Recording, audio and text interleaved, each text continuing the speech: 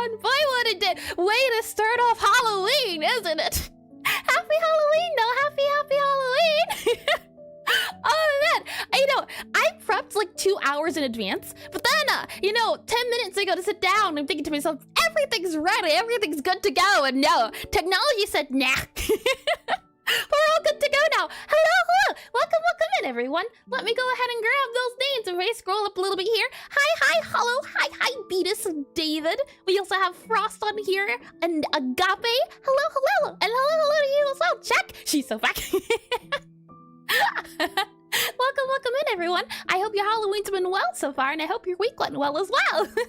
Today, I say technical difficulties, but just in general, I suppose. This week's been busy, cause I didn't think the Halloween week would be busy. I figured a Halloween week would be like a Christmas week or like a special seasonal week, but and when things get, it seems to be when things get busy, when seasons happen, it's not all right, now you rest. It feels like, no, we work overtime now. I was not prepared, not one bit. No Halloween costume. I ended up doing a little ghost drawing. That was what I was able to accomplish. And hi, Cats on keyboard. Welcome in. Hi, I hope everyone's having a great Halloween. Well, thank you. I hope you're having a lovely Halloween too. Let me see if I can find that art. If I can pull up and stretch, sure, I can certainly do that. Let's see, for Halloween, I happen to have done a little ghost drawing. I wanted to do another one, but I wasn't able to get the chance to due to times and stuff, but that's okay. I just know next year, I'll have to be even more prepared. Let's see, I have you here. I'm telling you, file systems and me don't get along well. It'd be nice if we did, but never ever usually it tends to be the case. I know the art's here somewhere, I just don't know where. Oh boy, let's see. And if not, I will hunt you. What a wonderfully spooky themed message. All right, let's do a little bit of stretching then. And scuff is mandatory, as I always say. At least you noticed it. Last time my capture was frozen on the title screen of a game for the first 30 minutes. Oh, I can only imagine the pain that must have caused. Oh, you have my, I thought I muted things. Hold on. Hold your resist. Okay, silent mode enabled.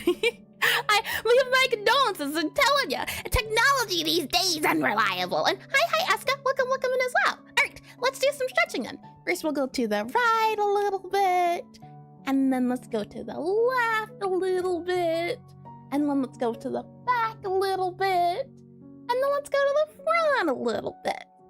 Alrighty, that's a bit of a stretch, so thank you for that, Redeem. You know what? While I'm at it, we'll also get a little bit of hydration going on in there. Let's see. Tasty. Alrighty then. Well, if it's said and done, I know the timer says about 1 minute left, but you know what? We can go a little bit sooner since everything's a little bit past time. So, you know what? Yeah, we go to the other screen. And on another news, look, Eris, I made pixel art. Oh, those are yours? Oh, they're adorable. Hold on. It's a shame they don't allow you. Can you? Oh, no, I can look at it. A little bongo night, a little sip, a little heart. How adorable. They're lovely. They're so cute. I've noticed it's very difficult to do emotes because you have to consider how small they appear on screen. So I think it did really well in showing the visibility. I especially like the little bongo one. It's adorable. So well done, and congratulations on getting some emotes out. And they're missing. I agree. Today should be fun. We're doing this thing, well, I say same as last, not quite. We've been working on some things, so we're gonna continue working. I can certainly say I've been stuck on a bug for like the last weekish, so rest assured you have not missed much. Just me kind of wandering around aimlessly, wondering when I'll wake up at 3 a.m. and figure out the solution to my problems. That's how things usually work out when it comes to things like programming, where you don't know the solution. You go to bed for a little bit, or you take a shower and bam, it hits you right there, which is always nice in the sense of you don't have to worry about it too much, and you have some nerve to serve these. I'm glad you noticed. And Eris breaking the timer rules, but the timer is to be obeyed. It is a rule of the universe. You are ripping apart the boundaries of Eris verse. Not true. I I am the creator of said universe, so technically, I make the rules around here. Aside from when it comes to this very specific time of the programming streams, where apparently I have really no control over, truthfully, you know. I try to control it, but it kind of just, it just calls, and I really can't stop it. And thank you, Ivan. Is it El Primo, possibly? Thank you for the follow. I can certainly try again. Yeah, this certain pool kind of luring you towards.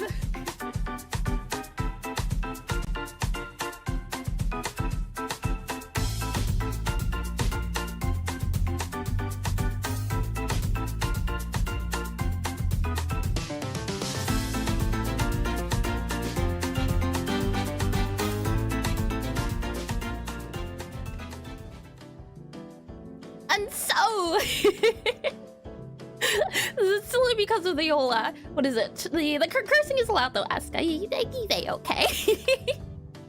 I write the song. I remember it quite fondly. Green is not a creative color.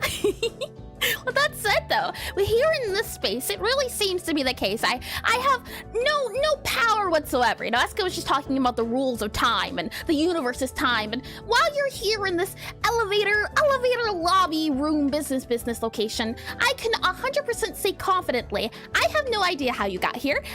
You know what? I have no idea how I got here, and I know you can't see me at the moment. So why don't I make myself you know, approachable, since you're here and I'm here, and since we're, you know, trapped in I'd say the next maybe one-ish minute per se, you know, might as well use this time correctly in a way that we will both find useful. And 100% certainly not forced at all either. And the problem with software is that they listen a bit too well. True. Oh, they send you flying. Welcome to the elevator. Words. I can't even remember. My mind just poof. Welcome to the elevator pitch, a section I like to do at the beginning of stream whenever I do anything related to game dev, as I've been working on a game for over a year now, and the idea is that it's a way for me to get you caught up on my game if you haven't heard of it before, and get you caught up if you haven't been here for quite a while, and also give me a chance to get better at explaining it in as little time as possible, hence elevator pitch. And I'm sure you're easily asking right now, what game is that? Well, I showed you! Bam! Necrotype Cafe, a rhythm typing cafe game, and it's still, I'm sure you'll like it 100%. You're here not by, well, I wouldn't say your own free will, but you know, I'm trapped here, you're trapped here, we share a common enemy.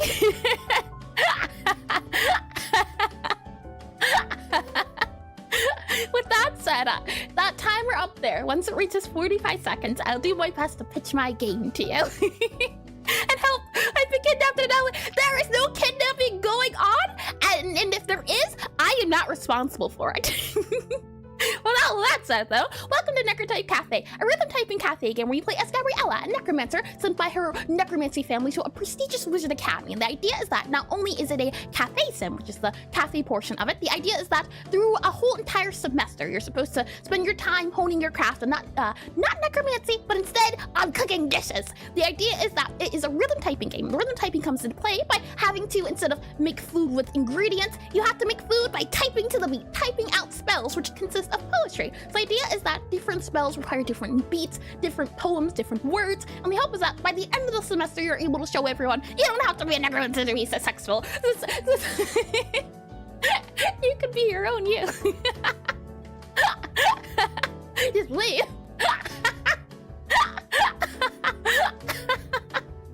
I can't fast forward. No, you can't. Unskippable ad time. Welcome in. I'm sure, quite conveniently, that you were 100% sold. Now, just speaking here, you know, you and I would give that one maybe a 6. You know, not my best work, not my worst work either. So I'll take it. Necromancer. Am I just really slurring my words that much today? What a surprise. Maybe I'm a little bit out of practice. Let's see. If I go here, let me get off my my business attire here. There we are.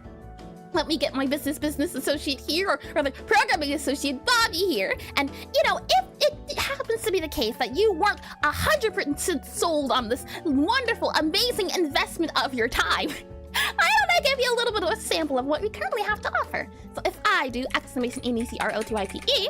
I believe that should work. Let's see if it does. It does. Lovely. You'll be linked to a itch.io page. And the idea is that over the past year, I've been developing a prototype for my game, and the hope is that we can catch any bugs as they come, and that you'll get a sneak peek at what the game will have to offer when it eventually goes up as a demo on Steam. However, the time when that happens, I don't know. This is the second game I've ever made, and I realized very quickly this game is very ambitious. Oh boy, with all that said, let me go ahead and, oh, you know what I realized? Was the music on that entire time? It was just elevator music mixed with piano. You know, I've gotten so used to tuning out the music, sometimes I didn't even notice.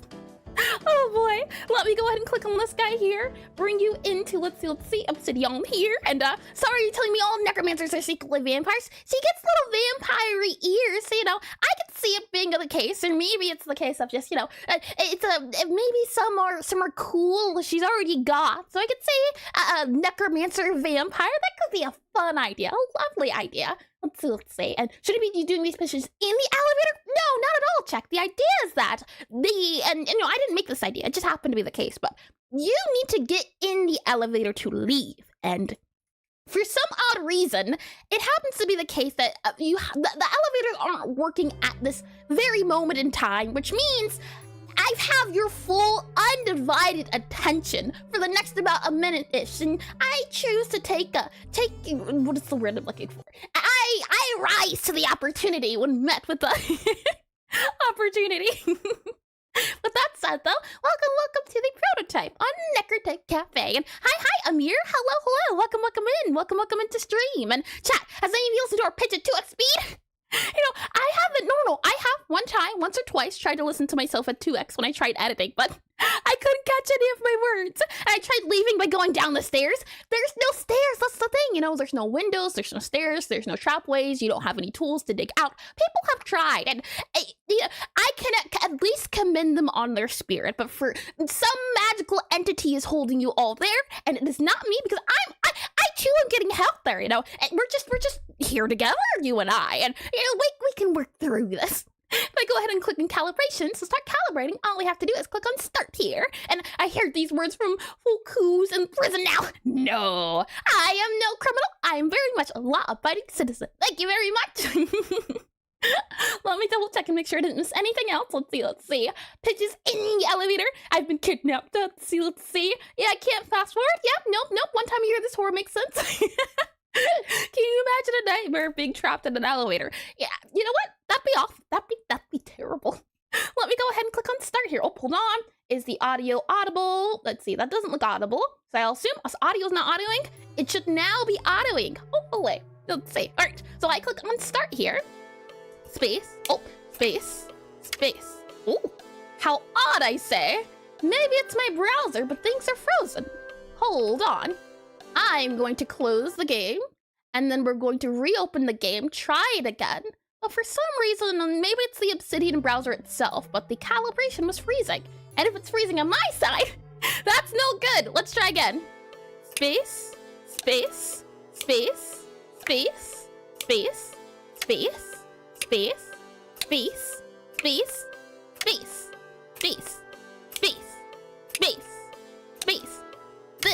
Oh, I was about to say, it's taking quite a long time. I think whether it's a dream or nightmare depends heavily on the music. Could either be a vibe or torture. Elevator music can, I agree, be quite peaceful. I'm wondering if we did just spot a bug, or if that was just something circumstance. One thing I've come to learn is that, at least when it comes to the game engine of Godot, it happens to be the case of Godot doesn't quite work well with internet games on the, the HTTPS, I think, possibly.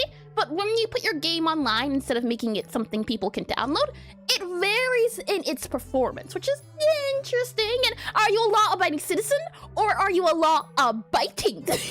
You know, technically speaking, I'm no citizen considering my, my status, but I still play by the rules, even if I tend to make most of them. Here we are in game, though. You can see it's Gabby. And if I use my arrow keys to move around, we have here a customer that we can sit down and serve. A little bit of both.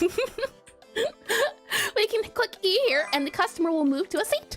So here they are, they're reading through their book, they're thinking of what they want to order, and when they're ready, they'll wave their little arm around, and we can go ahead and take their order. And if I hold down space, you'll see we have some symbols going on here. We have pink, we have purple, and then we have this kind of white object thing, and this is supposed to represent their order, the customer's order of what they want in particular. In this case, what they want is a sweet bitter cake. The idea is that in this game, each wizard is represented by a flavor. So for example here, I am classified as a necromancer, my color is purple, and my flavor is bitter. So any necromancer that walks into here is gonna want something bitter. Or you might run into a pyromancer, so you're fire wizards, and their color is red, and the idea is that their flavor is spicy. So the hope is that as you go through in the game, more wizards will be unlocked, along with more flavors and more food. I think you might have just uncovered the biggest vampire loophole.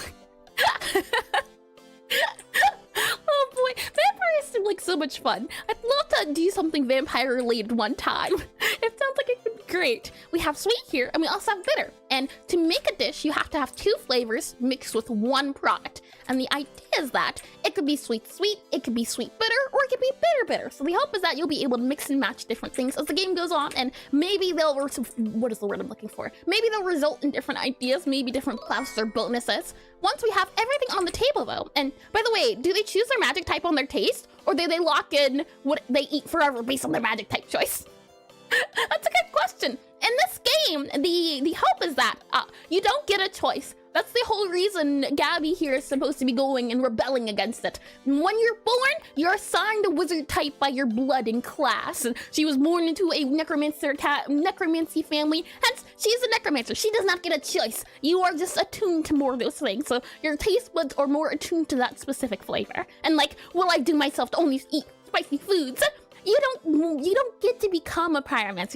You'll be born a pyromancer, which is depending on the person. No, that's a good question. I wonder if someone could be a pyromancer but not like spicy foods. How silly would that be? To hold down to start the game up, you hold down Q and you'll see this menu pop up. So we just dealt with the cafe sim portion of the game. Now we deal with the rhythm typing. And the idea is that once the letters reach this white circle, the rhythm typing begins. So once this W reaches here, then I have to type W. When the E reaches here, I have to type E. And so we have to type to the beat. And down here you can see there's a little bar. And once this bar fills up, the spell is complete. And always crying when eating, dreading to get nutrients. What a sad, sad life. And I like to think as you learn a magic, you find the time the food's tastier. Oh, you know, that'd be a good idea. As you become more attuned to that magic, you get stronger and your taste buds also get stronger. That's a good idea as well. If I click next on here, you can see this meter here is your fail meter. If this guy fills up, then you fail. You don't want this filling up. It fills up by you missing a lot. And hi, Fountainian Waters. Welcome into stream. Welcome in. And tastier twice. Tasty. And I will try to know, I have only made stuff in vanilla JavaScript. Interesting. I do want to learn JavaScript at some point. The only engine I know of is Godot, so I haven't tried most of them out, but I wish you the best of luck, Mimir. And that would be hilarious. Right before a duel with someone, you mix some sugar in their food. And what about a wizard born into a inter-magic class family? Hi, Royal. Welcome in. That does not happen. In this world, it is very, very divided. And the idea is that this cafe takes place in a secluded part of the school where everyone becomes a melting pot and they get to try each other's flavors and things of that nature. So in this world, it's very strict. You're born a pyromancer, you're going to do pyromancy things, and that's all you're ever going to do. The idea is that in this game, my character who's a necromancer is told this, but she doesn't accept this part of the deal. So she opens up this cafe where people can do whatever they please and just have fun with their magic instead of being forced to do things that they don't want to do. That's the hope behind it. So maybe there's a thing of at the end of the game, people are free to do their own thing once the constable or the big wizard overlords try her food. They say to themselves, you know what? Yeah, everyone can do what they want. And hi, Rodrigo. Welcome into stream. Welcome in. And Steam answer for the kids of Pyro and Aquaman. That's a good idea too. That'd be fun as well. And don't worry, son. Once you learn to cast Fireball, you'll be able to handle the chili just fine. Let's go ahead and start the game, shall we? So, you know, there has been currently in the process of a repeating bug, and let me see if I can find my notes on it. I've got them scattered around, but for some reason, if this input offset is set to a specific number, past a specific point, all the words will jumble together. I am working on it, but let's see if we can get a different input offset number. If not, I can show you how it works in game. But at the moment, it's a known bug that sometimes when you calibrate, it gives you a number, and this number just doesn't work for the game. Because in the game, it works around space, space, space, space, space. Yeah, I think that might be a better number. It works around timing, and it has to do with milliseconds, and I think whatever half of a millisecond is. And if your calibration time is not working quite well, or if it's set to a specific number past a specific point, you get a jumbled mess. So the hope is that I can get enough data of people getting the bug where I can understand why.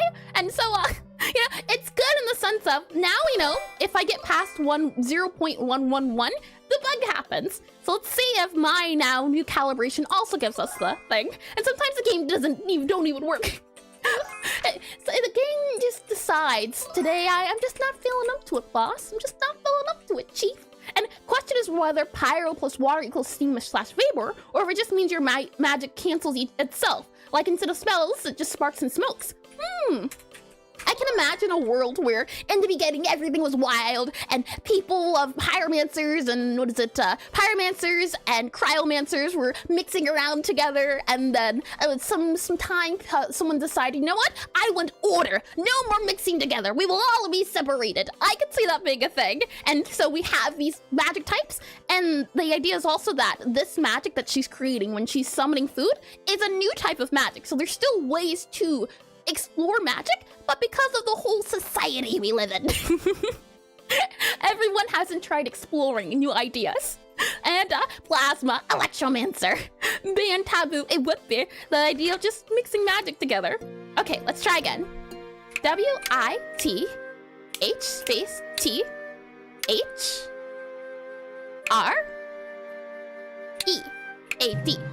space noida. Okay, so since it seems to be the case, my browser is not wanting to cooperate with 0.024.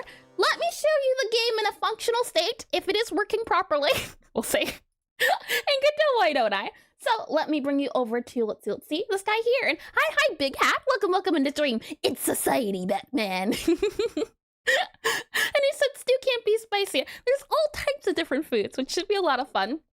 I'm wondering now, is this going to break? I've been working on Ghost. I believe I left my game in a functional state to be able to show off customers, but we'll certainly see, won't we? This is a good limit testing. So currently right now my calibration isn't set, so I don't think that bug will appear. And as I said before, depending on it seems to be browser dependent. Sometimes the bug appears, sometimes it doesn't. But I'm hoping because we're in the browser, or not in the browser, in the engine itself, everything will work as intended.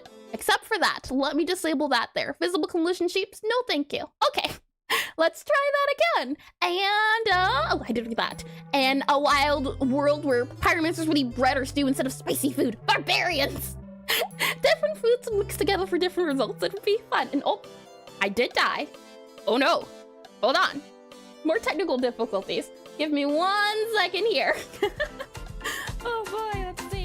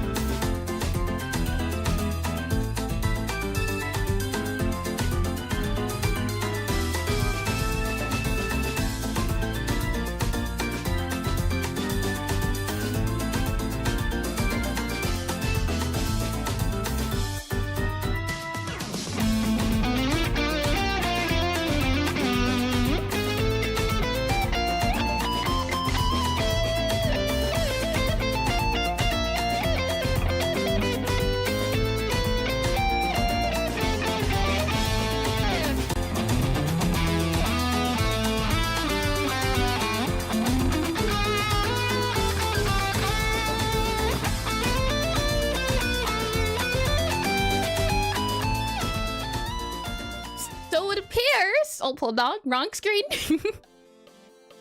As I was saying before, technical difficulties were happening earlier. The weather on my side of things has not been well, so it's been on and off. But that's okay. I am still present, and you're all still present, and I appreciate you all sticking through me with these technical difficulties as well. So, welcome back. I hope you've all been well since I last saw you. You know, I've lost a dimension or so. And if only there was a witch who could revive her. Oh, the comeback indeed. You know, I learned my lesson last time in having backups, so this is good. This is fine. I have prepared for a moment such exactly as this one. So, without further ado, let's see if we can now get the game to work. Now that we are in preferable spaces where it's not that everything is as it should be. Fingers crossed. And is this the first time? I believe so, Hollow. It might just be. It's happened, I think, at least 4 times where things weren't going well with technical difficulties, so I've had to swap things out. Initially, no available seats. Oh, so I can now say things are immediately broken. No available targets. Unable to see customer. All targets are full. That is not true. So let's see. The thing I was working on and what I was trying to show off is... I'm just thinking to myself, when things go wrong, they certainly do go wrong. So you know what? It was partially expected. But let me show you, and let me see if I can explain a little bit better what's been going on here, what I'm trying to get working, and what things are currently working in the moment. So the idea is that if I zoom into this little diagram here, you play as this little Necromancer lady here, and customers will wave their hands, and when in order, you'll then hop on over here, play the little mini game that is apparently broken at this very moment. Once you get an order, you'll serve the customers will thank you, leave you a tip, and then be merrily on their way. That's the game loop in a nutshell. And avoid technical difficulties with the VT. Yep, apparently. But it's A-okay, and hi. Oh, Vi, right? I believe that's what you want me to call you. Welcome back into stream. Welcome in. And in the game, I have this thing called a seat manager. It's the idea that if I can zoom out a little bit, we have 2 lists. We have a list of occupied seats and a list of vacant seats. And what I've been struggling with right now is that for some reason, when I move one seat from one list, and right now the seats are in an array, so it's an array of occupied seats and an array of vacant seats. So open seats, empty seats. When I move one to the other, it breaks. And I think because of this reason, the customers aren't able to find their seats. So let's see if we can work through it together. And hi, boss. Hi, chat. Hi, Seratus. Welcome back into stream. I don't know if I butchered that, but you can tell me. I can certainly try again. we can certainly see. But that's the current thing we're working on. And what we were supposed to be working on today were ghosts. But maybe by fixing this bug that happened to the customers, it'll fix the bug I'm having with Ghost at the moment, which is just trying to figure out a way to have a system of seats that are open and the seats that are closed so that a customer or a ghost can know where to go, where to be directed. And if it breaks during that movement, we figure it out. If it breaks during that movement, we'd figured it either break on... I don't get that sentence, so maybe I butchered it. Could you try again, Frost? Let me bring you back over this screen here. And now that we're on this screen, my first question is to ask. As you can see, there's a lot of purple dots. These dots represent where a customer can sit. And the hope is that by just having these dots here, we don't have to have a real strict list of customers. If I wanted to add another place for a customer to sit, or if I wanted to move a seat, I could just move this guy. Oh, hold on, let's see if it'll let me. If I want to have a spot for the customer to go, then all I could just say is, all right, I want, and let me undo that guy there. I should be able to then click on, let's see, seats, click on this guy. If I want the customer to sit on the ceiling, I can move this spot to the ceiling, and now this is a valid place for them to sit. So the hope is that that's why I have this in here. And, well, I don't understand anything. No worries, but maybe it'll be fun. Fingers crossed I can make it as easy to understand as possible. I'll do my best, and I appreciate you being here as well. And number 1, removing from vacant. 2, moving to occupied. Or 3, any process after being on occupied. Yeah, breaking it down like that. And that customer. they're in the walls. So let's see. With that said, we have, if I think I right-click this guy, I think I can close it. So let's see. Collapse. Yeah, now everything's closed. It does not. Hold on. If I right-click it again, collapse. Oh, there we are. Did it collapse everything? It did. Lovely. So in the game, I have this thing called, let's see, customers, managers. we should have a customer target manager. And we have left pages and right pages. If I click on this guy here, you can see up here, target manager, it has left page seat, right page seat. And if I click on this guy, so the script, it'll bring us to the target manager. You can see here, the book itself shows just where seats are collected. That's what that means. But in here, we have an array of left target seats and right target seats. And the idea is that it should just combine all the seats together and assign the seats.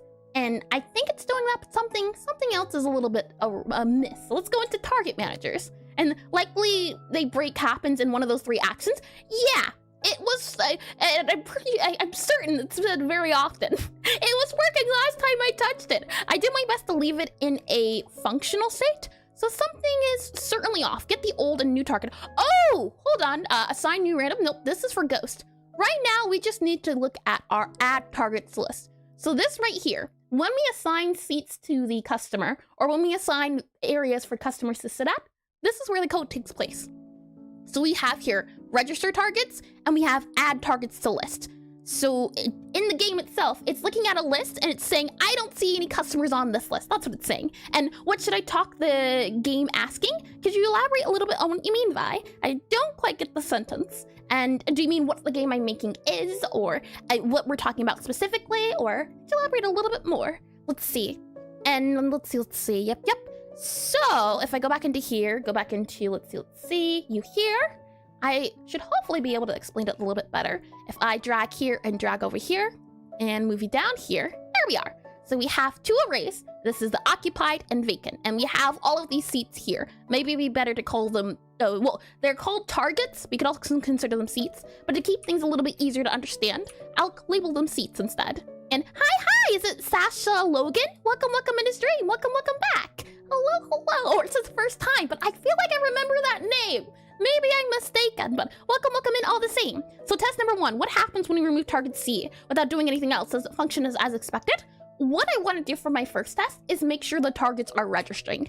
That's what I want to do first, because if the seats aren't even being added to the list of possible options, then it wouldn't, what happens when we remove target? Yeah, we can't even remove things if they aren't on the list. So step 1 is seeing to make sure all the seats are available to use. So let's see, I'll call this seat instead to hopefully make things a little bit easier. Seat, and we'll call the seat here. Grab you, copy you, and paste you. Talk general is my first live of coding. Oh, I see. Just want to know what you talk. Well, if you talk about the game itself, I don't know. You said you haven't been here before for coding. So currently I'm making a rhythm typing cafe game, and we're working on the cafe portion of the game where it has to do with customers and serving customers. And currently there's a bug that doesn't let us seat customers when they come into the cafe. So we can't even take their order. That's what we're working on right now. I see. Number 0, actually add the seats. Yep. So let's see if we can figure it out. So we have these seats here. And right now, we need the seats to be assigned to this array, this vacant list. So let's make sure they're on that list. And to explain it hopefully a little bit better on what we're expecting to happen, let me also write it out here. So step 1, add, let's see, add all seats, S-E-A-T-S.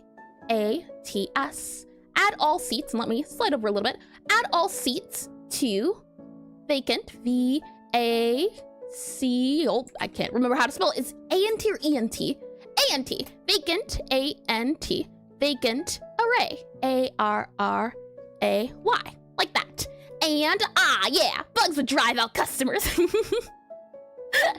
They'll scramble away. The thing is, our main character is a necromancer, and her familiar is a spider, so bugs aren't all too bad. And now it looks like you're coding in the notebook. This is the fun of coding, getting to use instructions. So it's a little like cooking, I like to call it. Once we make sure all seats can be added to this vacant array, then what the game needs to do is choose a random seat from this array. So choose, C-H-O-O-S-E, choose R-A-N-D-O-M, choose random seat, S-E-A-T, choose random seat from, F-R-O-M, from, and I'll actually make this a different color because that name is important. Vacant right here, and I'll also paste it here. Once a random seat is chosen from this guy, then we need to move it to the occupied. So move, M-O-V-E, move to T-O-O, oh, that's not an O. That is not an O. O-C-C-U-P-I-E-D. Move to occupied A-R-R-A-Y.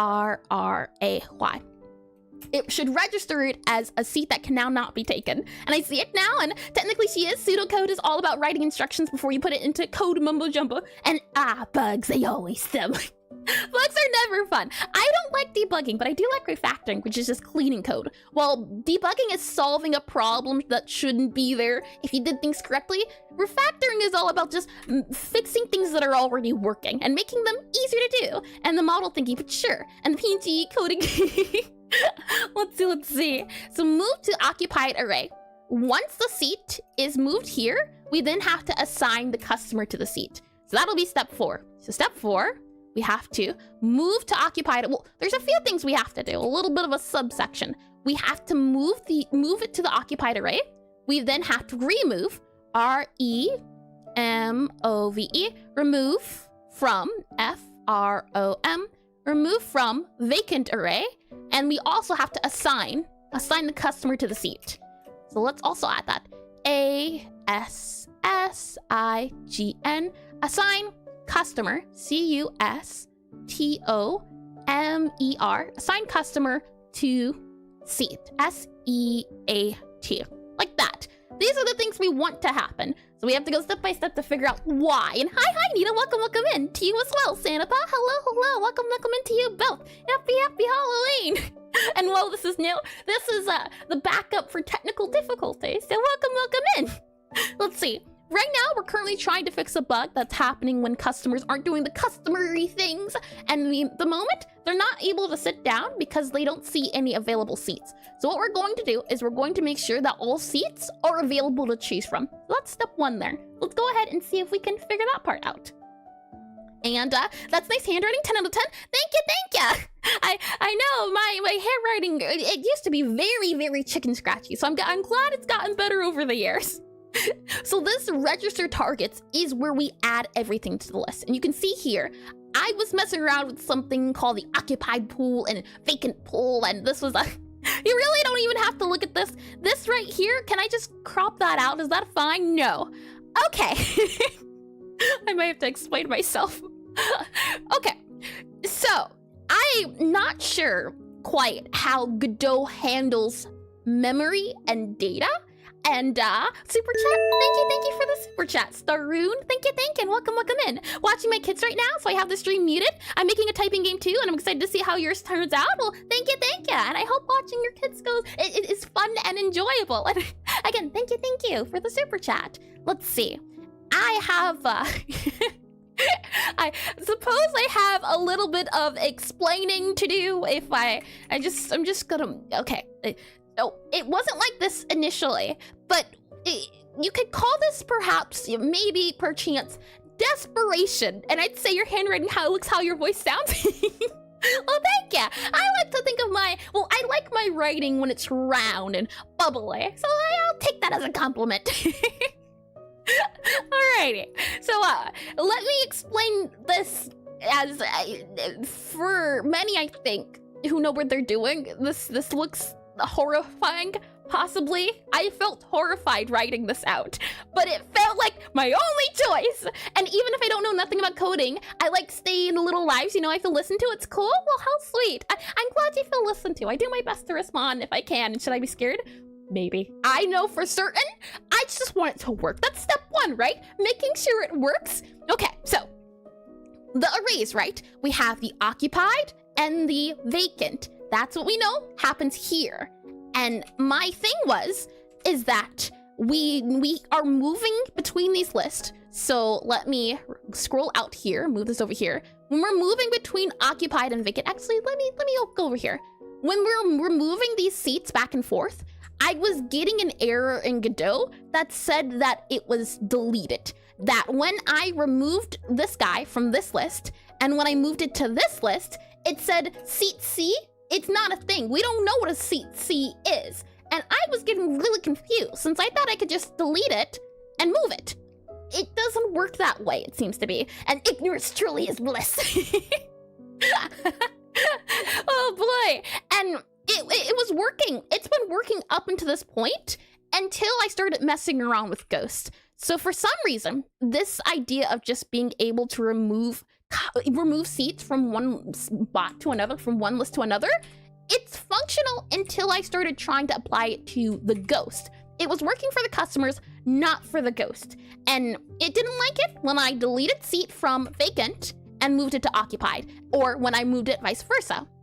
So I decided to come up with this idea called a target list and a pool. And the idea is that instead of deleting these guys directly, instead, now we're going to have a thing. It's called here a target list, and you can tell me, is it confusing when I call it a target, or is it more confusing when I call it a seat? Because it is a seat, but it could be a seat. A target could be anything. In my game, targets work a lot of different ways, but in this context, it's a seat. So would it be easier for me to call it a target because target is here, or call it a seat because we're dealing with seats? For now, I'll just read seat here, but do tell me, as I don't want it to be as confusing. And hamburger. Hi, Spanish. Is it Casa Dish? Welcome into stream. Welcome in. Hamburger. And maybe you should check in your calling functions too early. There's a function called, call deferred. You know what? I don't think I ever do use call deferred. I've used it before in the past, but I don't think I tried to use it in this context. So maybe that'll fix all of my problems. We'll give that a try. Let me show you. Just before we try the call deferred, because it's going to remove all of this, the idea I came up with. So we have an occupied list, and can you has which burger though? This is supposed to be a very fancy place. I don't know if they would serve burgers. They're more. She would serve finger sandwiches, things like that. She would serve tea and hot cocoa and things that are more cafe. When you go to a burger, you're going to like a mom and pop sort of place. I don't know if burger would work well. And I use it for my Twitch integrated Godot code. Oh yeah, waiting for confirmation is a big deal in this scenario, so that's why I use it. Yeah, finger looking good. Yeah, chicken wouldn't be served unless it's like maybe Caesar salad, that sort of thing. I came up with this idea of a target list, so we'll just call it the seat list. Wait, that's trademarked. Oh no! You have lawyers clawing at your door. We have a seat list, so S-E-A-T, a seat list. And the idea is that list here. In our seat list, we have all the seats you can possibly choose. So I'll grab this here, paste this here, and we have all of these guys as well. So this seat list knows about every single different seat.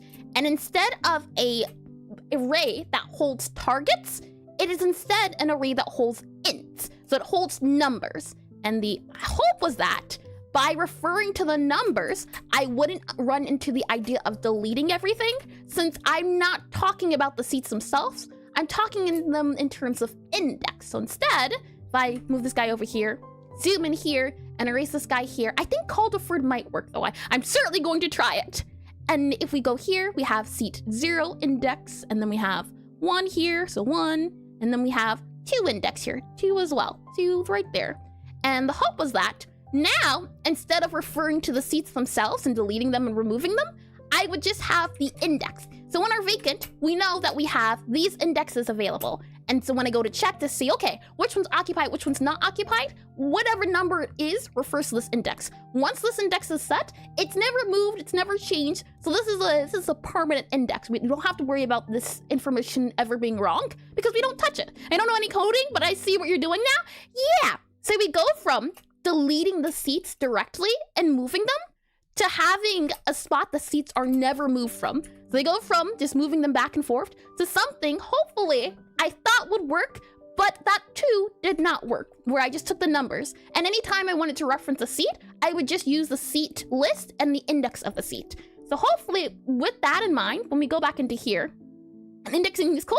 I do like indexing from time to time. The issue is just because of how sensitive indexing is, one wrong number, you can crash the whole system. So that's what I have here when it's talking about the idea of, if for example, if I go down here, you can kind of see, let's see, we have the appending the index, we have talk of the picking a random number from our index, finding the index. That's what all of this is supposed to represent.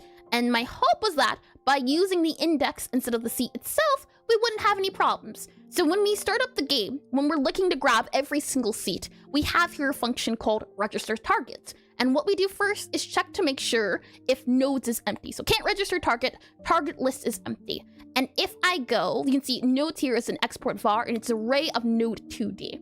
And for my game, for organization, I have all of my targets as children of nodes. So if I want it to register, I have to add it here. So you can see I have a left page and a right page. And what my game does is it takes the children's. So it takes this left page, it takes this right page, and it looks at the children.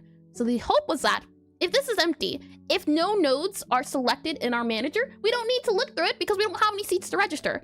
But if we do have some nodes in our list, let's go through each node. So it says here, add target list to node, and we grab the nodes. And we grab one of these guys here. And hi, small black boy. Welcome back in the stream. Welcome in. And the pun being missed. Oh, hold on. I don't know any coding, but this is what I get for speaking too fast. Terrible pun.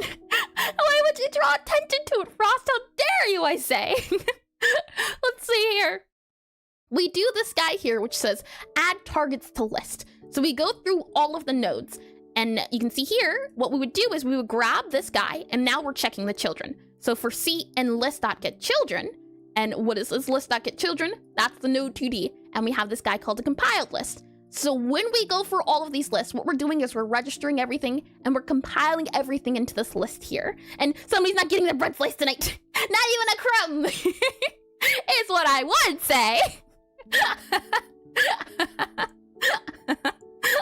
And you know, can I tell you a story? There was a YouTuber, she had a little Italian channel that had like 3,000 subscribers, and one of them felt really happy she just quit. It was sad, but it happens. Yeah, it's unfortunate, but sometimes sometimes it's not right for them, or sometimes they find other meanings. And ads are ready, my goodness. I'm quite surprised. And Red Slice, I'll have you know we sustain a diet of pure salty.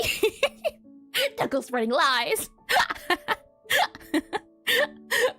And you can see it returns a compiled list. And we do this for both of the array guys here. And then we append the array of our vacant list. So this vacant list here, and then there's also compiled list. So I'm wondering, what is this compiled list? And you can see as well, for index in target list.size, we add that index number. So it should hopefully add 0 to whatever number we have. And if we go into our customer target manager, I have a modified function of the other one. You can see I have this, let's see, all right page, see targets. So we do register targets, add target list to, okay. So this guy's trying to override this function here. Hold on, let's see, this function. So if I just do this guy and copy it, I can show you what I mean. And it's what I say. And hold on, let me grab that name. That is, I'm going to guess Yavor, possibly, or maybe Yavor. Thank you for the subscription on YouTube. Welcome into stream. If I did butcher it, I can try again if you give me a better clarification. If we go back into this target manager, this function at the moment is overriding this function. And let's see, if node list.empty, all of these guys here, I think because of this new system I was trying to do, I didn't go back and modify this guy. So what I just have to do is I believe I can do super dot. And what it's doing by calling super is that this class extends from target manager. So I can call any of the functions here that happen to be target manager, and it'll grab this guy. So we can do super dot register targets like this. Oh, register targets. There we are, register targets. And then we have assign seat. This is a function it needs to do because it's specific to customers. But if we do this, then this function will run this function. So that might just take care of the problem. Now that everything's... You know, I haven't watched Fairly Odd Parents quite yet. But it sounds very funny. I can certainly say that much. And let's see, assign seat to table. What is this here? Assign seat to table. For table and you. Left page, right page seats. I see. This function is important because it has specifically which page is which. So we need a way to say which one is which guy. And why is your head a pear? Huh? Oh, here, a pear. I have you know, I wrote this with my own flesh and tears. I drew this, and it's one reason why I decided to go the route of pixel art, because my drawing abilities weren't what they wanted it to be. And hi Beatus, welcome in. It says you already made a remark earlier, but I don't remember your name for earlier, so welcome back in. And what do you call the highest rated Valorant playing duck? Huh? I stopped playing Valorant quite a while ago. I realized that game just wasn't for me. What we'll do here is I believe I can just grab this guy, possibly. Let's see. Target list, append pool, and undo. And her name was, I think, your main story. Remember, it kind of remembers your channel? Well, I still don't quite get where we're going with this file quite. One of the rules, if you could read them, is we're focusing on this right here. And what an entrance! Venom. Hold on now. And same, I got into pixel art because I wasn't good at regular art, but I have been drawing Minecraft skins. Yeah, that was me too. It was a thing of, I was doing pixel art before I even realized I was doing pixel art. And remain a story, or yeah, okay, yeah, I did read that. And oh boy. So this function here, we need to do add list to targets. That's what this guy, let me double check, is doing here. Yep. And we have here, you here. So my guess is that we just need to grab, not call the super, but use the function that it uses here. So now that it knows everything here, let's see if the game fixed itself. Now that I believe the targets are registered properly. And I just wanted to say it, no worries at all. I do appreciate you trying to share the story around. Let's see. It's just, the thing is, I tend to get sidetracked very easily. That's why I try my best to stay. You can see it doesn't go as well as I sometimes would think it would, but I appreciate it nonetheless. Let's see. Go back here, we go here. Lovely. Okay, so customer, let's see if you do the thing. Right, it has registered targets in idle spot. Aha. All right, well, if I move around game, are you going to say can't find seats? We have the customer spawning. Does it now register the targets? Let's see.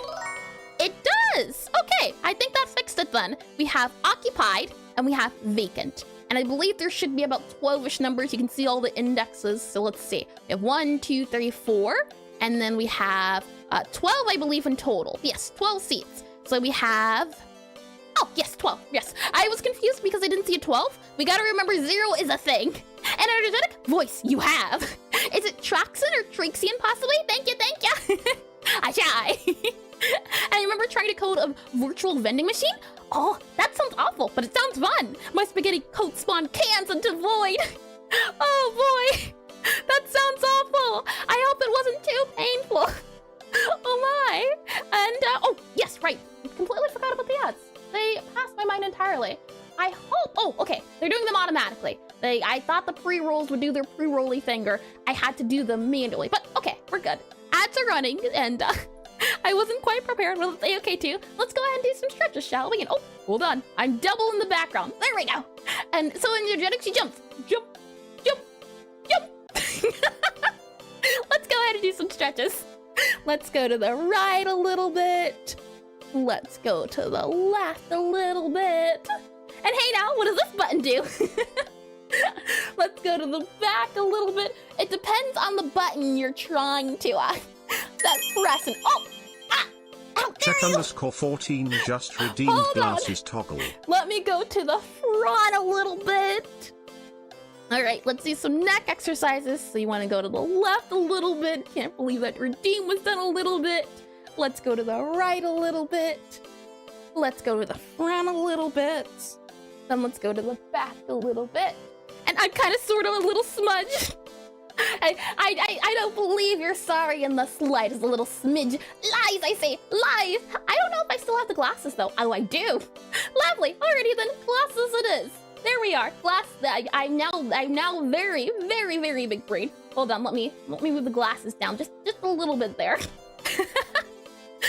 Let me go ahead and get that timer. Pure cinema. Oh boy, let's see. Let me just double check. Was it 10 minutes or 5 minutes for that toggle? I cannot remember. Let's see. You are a total of 10 minutes. All right. Oh boy. 10 minutes starting now. I've got the timer on. With that said, we still have a few minutes, or about a minute or so left of that, so let me get some water. And I think it's satisfying to start a game with nothing and say, yeah, I agree. I think it's fun to see it go from nothing to something. I think it's a nice feeling. And big glasses to see better. Reminds me of Red Riding Hood. What big eyes or what big glasses you have. The better to see you with, my dear. Let me get some water. That's the dirtiest looking creature I've ever seen.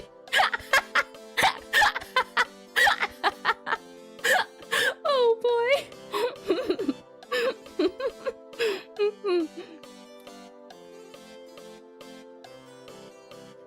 Okay, water achieved, and now I can breathe. We're all good to go. Oh, that is awful. I'm glad we got it semi-working though. Let's just make sure the removal and adding process is good, and then we can go back to Ghost and I can show you what's been working. But with all of that said, welcome back from the ad break. I'm now wearing glasses. Aside from that, not much has changed. What I can do is if I stop the game, if I go into debug and I enable visible collision shapes, that's what you saw a little bit earlier. And this is a fun debug tool now. It doesn't show up when I click it, but you can see my mouse hover over here. There's a button that enables it that you can see for collision shapes. So if I go into my game, it allows you to see everything that is colored. And you can see that spot right there went from a light green to a dark green. So the hope is that using these debug tools allows me to see what's going on underneath the hood. So if a customer gets assigned a seat, one of these green dots should change color. And style hackers, you need to fix bugs, so glasses. And I guess this will be a ghost stream. Eventually we'll get there. So what I can do is if I go to our customer here, there we are. The customer does fill up a spot. We give them their order, we take their order. We now have the cake, and I don't believe I have cheats added on here. So let's go back to the main menu. Just very quickly, let's stress test this to make sure the customers are working as they should be. So what I'm going to do is I'm going to spawn customers. I'm going to spawn all 12 customers, and they should take up all of the seats, like so, which is good. Now let's see, right? So step 1 was to, and let me see if I can pull this up a little bit more. And let me see if I can, let's see. Grab this guy here. And you know what? Maybe Purif might be easier to use for things appearing on screen. So let's see, restore here. What are we restoring? I see. Gaia. Okay, paste that there. Make that smaller there. Make that even smaller here. And let me copy and paste their good old Purif. So grab you here. Grab you here. Grab a Purif here. Go back into you here. And imagine Tinkerbell behind the mic. I'm not tiny. I'm big and strong, I assure you. I drive fear into the hearts of my enemies.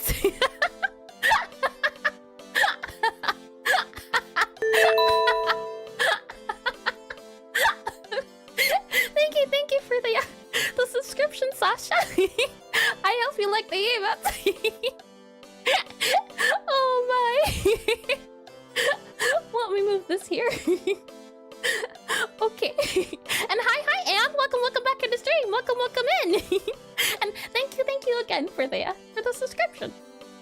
Okay, so from here, right, from our list order of operations, what you can now see hopefully is we did step 1, right? All seats have been registered into the game. Next up, when a customer is seated, the random seat is chosen. And now all the seats are occupied. And whenever you stop talking, her eyes, hold on, move like they are trying to fit into the glasses.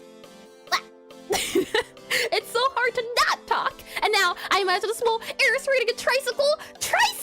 And after each step to step, we need to have some way to validate that it's all functioning as expected. Right now it is currently frost. How you can tell is because of the color change. When a spot is not occupied, it turns green. When a spot becomes occupied, it turns dark green. So the expected result that we should see happen is, if I go to, for example, this customer, we have their order. If I click it, it'll give me the order. What we expect to happen is once this customer is done eating their order, they'll want to leave, and when they leave, this dark green will go back to light green because it's unassigned and moved to the other spot. That's how you can tell when it's correctly working, when it's unassigned and reassigned. And step 1, take glasses. Step 2, start 3. How can I code it? Help! I don't believe, or I might have it. Let's see. GS, hold on. Programming. I don't believe so. I've been wanting to. If one of the moderators could hop on YouTube for a second and link to the, I forget what it's called. But it was that, I reference it a lot. It's the one on Discord, the pinned link in the programming, or I think it's game dev, the GitHub, what is it, course that's free, that's online.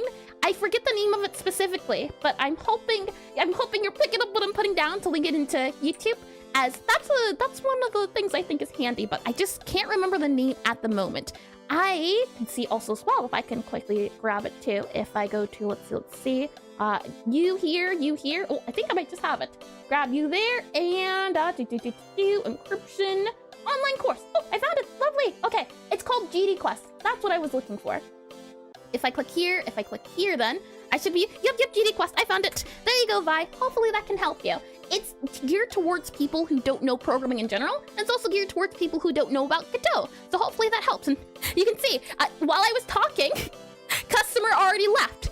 And it's doing as expected, right? When customers leave, it turns light green. That's what we want. When a customer is occupying, it should go dark. When a customer leaves, it should go light. Oh no, they kind of left angry, but that's besides the point.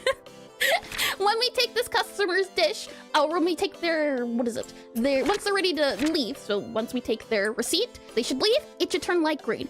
It is working as expected. This is good. This is what we want. One more time, let's just test again. So I'll go ahead and spawn a customer in. Let's say just spawn a customer. It goes to dark green. This customer then, oh, did you see it? Customer, unable to see customer. All seats are full. Interesting. Interesting indeed. Huh. Well then, we have not fixed the bug. For some reason, visually, but not manually, grumpy customers. They're just a little bit angry. Not too much angry, just a smidge angry. I'll go ahead and enable the music here. For some reason, it's not getting removed, possibly, or I don't quite know. Let's just double check. So bringing this up again, I subtracted it, but we need it.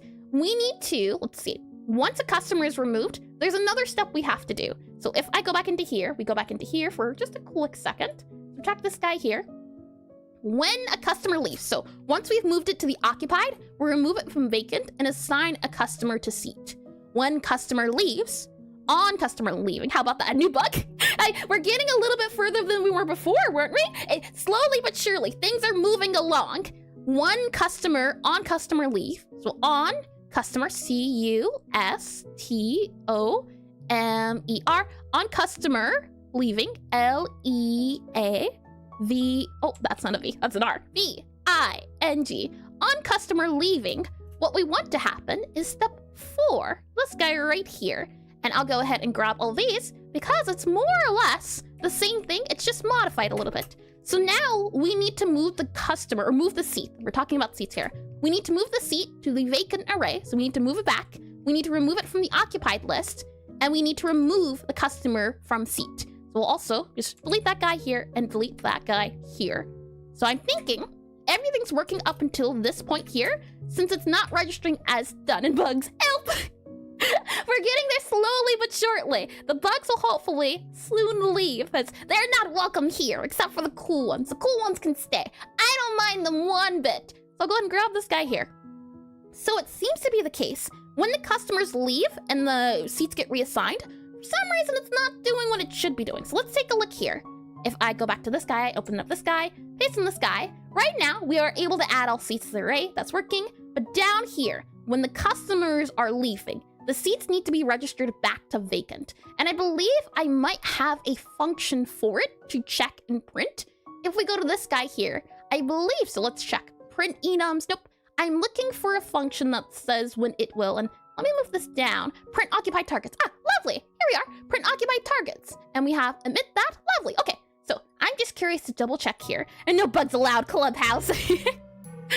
It depends on how I'm feeling that day. Let me go ahead and click on that. And nope, Godot's not showing up. So let me go ahead and click on you here. Click on you here. Click on, hold on, you here. Click on you here. Lovely. Okay. And back into this guy here. When I do, and let's see if it does work.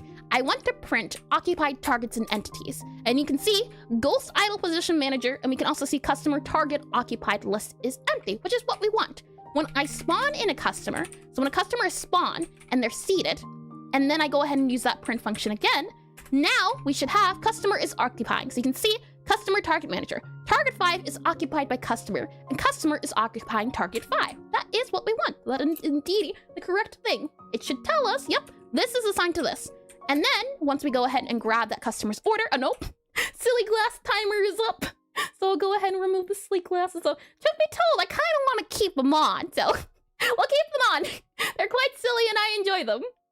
Though the audio won't stop. Oh, dismiss. There we are. Thank you again for that redeem check. Once the customer is done, this guy should now not be on the occupied list. So if we go ahead and have it print that function again, what do we have? We have this. This was the bug I was getting back when I was doing the ghost. So it could really be a thing of doing, I believe, what Hollow suggested earlier. And maybe I don't need this whole idea of having the int and indexes. That might not be needed. Though, my question then is, and it might be something I have to Google, is it safer to do it this way with indexing instead of deleting the seats directly? Or is it, like, I don't know. I don't know how Godot does referencing. I used to go to college for game development and I learned C++ and I worked in Visual Studio Code. And the big thing was memory allocation. You had to, if you created something, you also had to delete it. But when you deleted it, if you tried to look at it again, you couldn't. It got corrupted. So the idea of deleting something, and I'm alert work calls, no worries at all, Big Hat. Thanks for stopping by and chatting for a bit. Let's see. So that's why I thought keeping it as this number here, but this target 5 should no longer be on this occupied list. And my idea might be wrong. I'm just speaking from what I used before. I see. I think you're onto something. I have not tried your idea yet. My question just is it safer to keep it the new system idea I have currently? Or is it just better to go back to what I had initially, where we were dealing with both of these guys? If I go back to here, where my system didn't include anything about this pool, there was just a vacant list and an occupied list. I think maybe it's just better to go back to what we had, because I think it was working. However, let's make it work with this system. And if this system's working, then we'll go back to the old system with the idea of the, what was it? Call deferred, right? We'll use the call deferred. So when things are removed, when things are added, we go down here, let's see, print N. I imagine the Necromancer that is trying to catch the real bugs in the meanwhile, creator. Oh boy, there's so many bugs, I tell you, it's awful, horrible even. We have here, where are we at with the race? Here we are. We do a dot erase.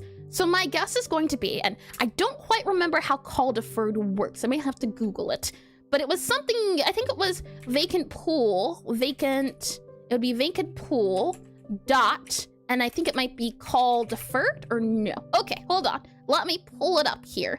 Call deferred. This one here is how you can safely remove things. Call deferred, I believe, and I think Call explained it earlier as well. It does things once everything else is done so that you don't get errors. So let's see, call deferred, call D-E-F-F-E-R-E-D, Godot 4. And couldn't it just be one list of seats and each seat has a status that tells if it's free or not? That way you could at least avoid bugs from moving the seats between different arrays. I thought of that as well. I did. Let me bring you into where we at here. I did think of that. Into concepts here, call deferred. Oh, thank you, Hollow. If I scroll out here, I had an idea of maybe using a dictionary with the status. I did. We're on the same mindset, I'm telling you here. The issue became, though, how would we know the seats when they happen? It's the idea of, if we had a whole list, right? And let me grab seats here, seats. And we had seat 1, 2, 3, 4, 5, 6, 7, 8. And we had a list of seats, right? One list of seats, and each has a status. So we have a check, we have an X here, maybe an X here, a check here, X here, check here, check here. How would we know what seat to get? Would it just be a thing of randomly looking in this guy here and saying, okay, randomly pick a seat until you find a seat that has the right status we're looking for? It could. And I don't know if this will be an issue going forward, but it's also that thing of, if I have 50 seats, it might take a while to find a seat I can use. I don't think I'll ever have 50 seats, but this array.filter to get seats with a certain status? Huh, I have never heard of array.filter. That is an interesting one. Hold on, I've never heard of that one. Hold on, let's see. Array.filter, Godot 4. That's a neat one. Let's see. Array.filter. Method provides a way to create new array containing only the elements with the satisfied. Ooh, You know what? That would be handy. If I could just have one array, then I wouldn't have to worry about the empty array. That'd be lovely. Hold on. Let me bring you into this guy here. Let's take a look at it together. And so yeah, I am all open to ideas. I think the cleanest way to do something is the nicest way. But if I have to sandtape it together, then that's gonna be what it is. But I love learning about new things. And but what it says allows you to have an array with an object in each index. We don't need a dictionary. Yeah, I've been dealing with arrays, but I didn't know you could do the idea of, what was it, filter? Control F, filter. Oh, hold on, click this guy here, Control F, filter. There we are, array, filter method. And calling this method gives call on each element in the array returns a new filtered array. This method receives one of the array elements as an argument and should return true to add the element to the filtered array. So, let's see. If we do dot filter, and then we do a bool on it,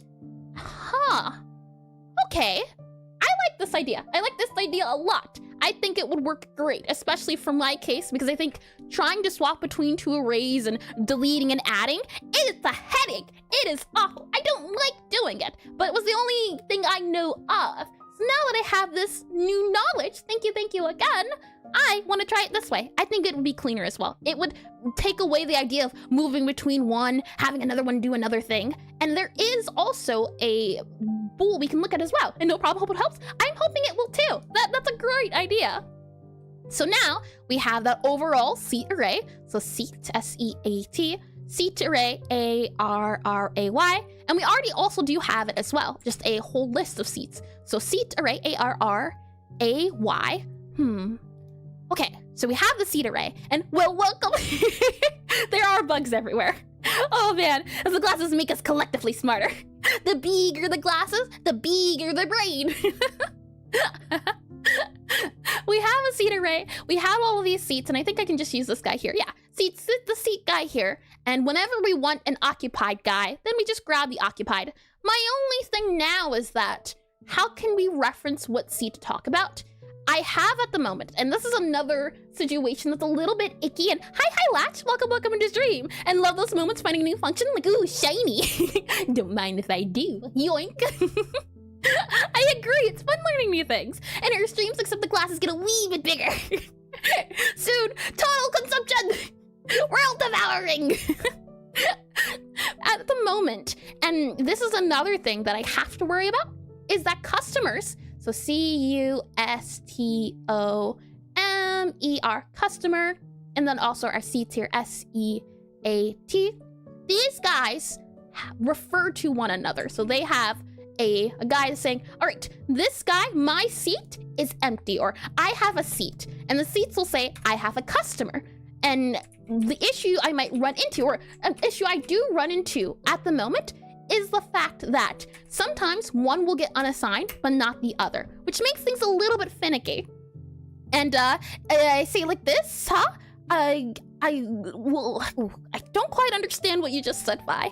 Try laughing a little bit, and then she heaved already. You think your mind can withstand so much power? Unlimited power. And from what you've written down for seats, it seems like all you need is a bool customer ID. Oh, could you elaborate a little bit, Frost? Right now, I have a reference for each, so it'll point to either or. For example, seats know who is currently inhabiting them, and customers know who they're currently pointing to. And they'll just swap back and forth between, all right, I know who I'm assigned to, I know who I'm not assigned to. Though, as I said before, by having them separated, it makes it an issue if one gets unassigned and the other doesn't.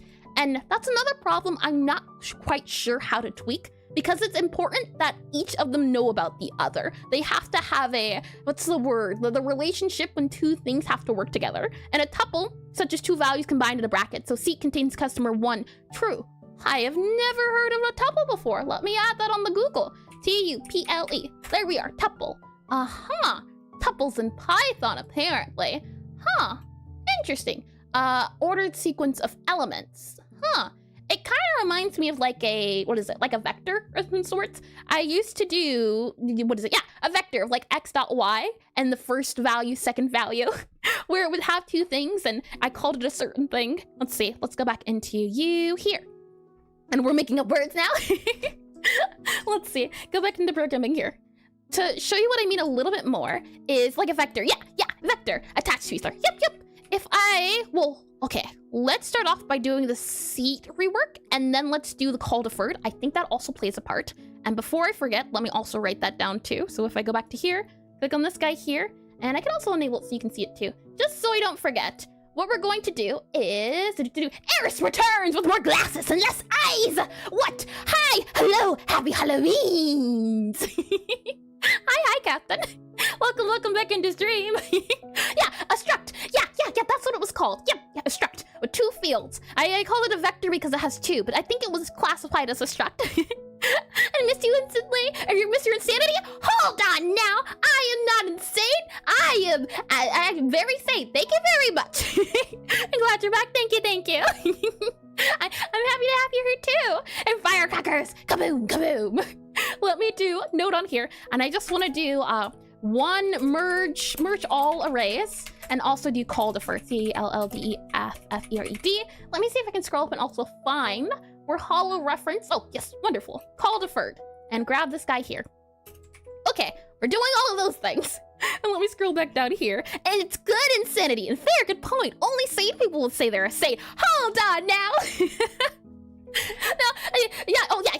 No, that's right. I had to take a second to think about it. Yes, only sane people say they're sane. Yep. If you claim it, then it's a thing. Oh boy, and these trick-or-treaters, man. Alrighty, so let's go ahead and clean this up then. Now that we have that idea of the... Oh, before that, let me show you what I mean when I say each thing is assigned. If we go to the seats, since the seats are our targets, you can see it has a current entity, and that is how they keep track of who has them. And then we have on here our customer, and our customer has, you can see if I scroll up here, they also have current target. And why I also have it set up this way is because in my game, if I click on play for a second here, and your heart emote bounces. I'm glad you like it. Let's see. Let me bring you into this here and bring you into this here. In my game, entities don't have to be customers. Entities count as any object that can move, anything that can move and navigate around. For example, here we have our customer, right? But also in my game here too, we have this little guy. That little skull you see moving across the screen is too an entity. And the thing is, since what it's moving towards is not a seat, that's why I don't call these seats. I call them targets in my code. But when we're talking about customers, they're seats. But for this little guy, he's not moving towards a seat. He's moving towards a target.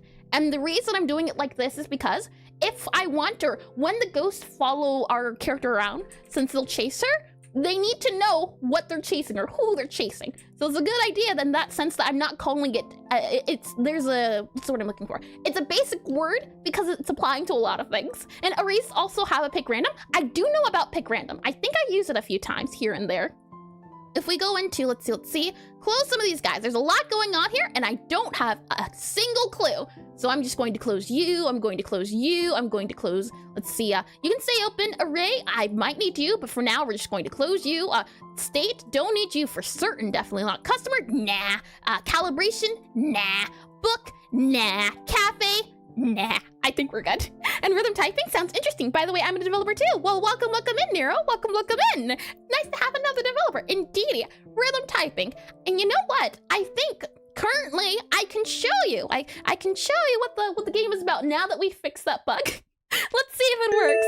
And thank you. Is it Lermons? Welcome into stream. Welcome in. And thank you for the follow. As well to Cry Crumb. What a lovely name. How's it going? A friend recommended me because you're really good pixel artist. Oh, thank you. I started my own pixel art train during Dry. Well, welcome in as well. Hi. I'm glad to have you. And you can thank your, I'd like to, words. I can I? Hold on, one thing at a time. Exclamation, Necrotype Cafe. There we are. Currently, there is a prototype of the game on itch if you'd like to try it. And now, second thing, Psy Crumb. Is that a little bit better? I tend to butcher names, so if you tell me how to pronounce it, I'll do my best too. And what do you recommend for making music? Mir, to answer that, I believe I can do music, MUSICGS, and that should also help as well. That's much better. Gaia. It's gonna take me a second to get a little bit better at Dough again, as my memory fails me very often. But I'll do my best to. With that said though, let me show you, since that was axed as well, let me disable collision shapes. let me see if I can show you the mini game now. That it hopefully won't break. You have the same exact GPU as me? I see. I know my current GPU it's not happy with me. I have taxed it so much, it's over 5 years old, but it's been good old reliable for so long. You can see, now that we're in game, we're playing as this little Necromancer here. Oh wow, you know what? That's so interesting. I know nothing about computers, so I was just recommended. I need to, yeah, for everything I want to do. My memory fails me very often. I just retired my below. I know nothing about computers. I wish I did. That's one thing I do want to know. When I had to upgrade my computer for more dedicated RAM, I almost broke it twice. It was awful. And hi Mordor, welcome to the stream, welcome in. And if it works, don't change it. Yes, it works, but because of age, I also think it's slowing down. We have a customer here. I have a rhythm typing cafe game. And the idea is that this customer, well, they don't move that fast usually. But they'll move around and they'll find a seat to sit down at and they'll want to order something. So we can go up to the customer, ask what they want to order, and then we can open up a little menu here that'll show us what they want. You can see there's pink and there's purple going on here and then there's a symbol. And the idea is that the game is a cafe, so we have different combinations. And throughout the game, you'll gain more flavors, which are what these colors are, and each flavor represents a different wizard. And the customer is zooming. They're moving, and I'd like to make my own game someday, but I'd like to get good at pixel art first. That is a very, I don't blame you one bit. It's the thing of, right now I'm not at a skill level where I could make all the pixel art for my game, but I'm at a skill level where I can at least have a lot of prototype art here, which is a nice mixture of both. Are you sure students are on a break wouldn't move so fast? They're rich kids. They have all the time in the world. And I'm currently making my own DAW. Ooh, interesting. I don't know too much about music, but I do know the word at the very least. And let's see, let me make sure I didn't miss anything else. Memory. Yep. Okay. So from here, we grab the sweet flavor, we grab the bitter flavor here, and we also grab the cake. And if we combine all of these ingredients together on our spellcasting table, it'll start the rhythm typing portion of the game. And I tried learning Godot, but I was banging my head into a wall too much. I think I linked it earlier, and I really might have to just find hold on, let's see. I would recommend, because if you know coding in general, I would say it just comes down to a lot of practice. This is the second game I've ever made, so I'm still very much learning as I go, but I've been having a lot of fun with it. I would recommend taking a look at, see if it'll pop up here, copy this guy, move this guy here, and subtract that guy there. Yep, and then if I do this, there you go. That might be helpful for you. And they drink too much coffee. You know what? Maybe. You can see here that the letters appear and they come to this white circle. So when they appear here, we have to type them down. Here is a bar. When this bar fills up, the game is complete. So we want this guy to fill up. This bar here, the bad bar. When this fills up, we have failed our task, so you don't get any misses. And I'd say the very OG cafe background looks great. Just imagine what another year. Oh, thank you, Jack. That's really nice to hear. It was initially a dungeon basement idea, and now we're in the skies. Now we have windows, but I still would like to go for more of a dungeony feel. And when I need to go, no worries at all. Bye. Thank you. And Nightmare Before Christmas, one of my favorite Halloween movies. So I hope you have a lovely time. All right, so when I click close, the game should start. So let's see. A-N-D space W-H-A T space I-S space G-O-O-T space A-N-D space T-H E space M-O-M E space M E V E R D H E L E S S space B A N D. Spell's almost over. Let's see. E R S N A T C H. And like that, our spell is complete. And you can see a little cake appeared. So once we have our little cake here, we bring it down onto the customer, and the customer will eat this delicious cake, for it is delicious, and I don't know about the nutrition, but we don't talk about it here. It's all magic. And then the customer leaves. That is the game in a nutshell. If you hadn't gotten a chance to see it earlier when things were breaking. And what we're doing right now is we're adding ghosts to the game. And Bandersnatch. And actually quite interesting you mentioned about the students. I recently watched a video about alleged students. Rogers broke the 4-minute mile rule, caused people to realize it's possible, thus more people accomplish it afterwards. And let me just double check to make sure I didn't miss anything else. Tried learning Godot. Yeah, oh boy. It's so cool. Thank you, thank you. And game sounds, I just heard, reminded me so much of class. I used to play that game. And the spells will be automatically generated? Yes, or affix each spell. I'm hoping that as the game goes on, you'll get more spells. At the moment, a lot of them are just placeholders from Dr. Seuss. So if I just go here to, let's see, spells, and I just go to, I believe it's a Jason, J-S-O-N, this guy here, you'll see.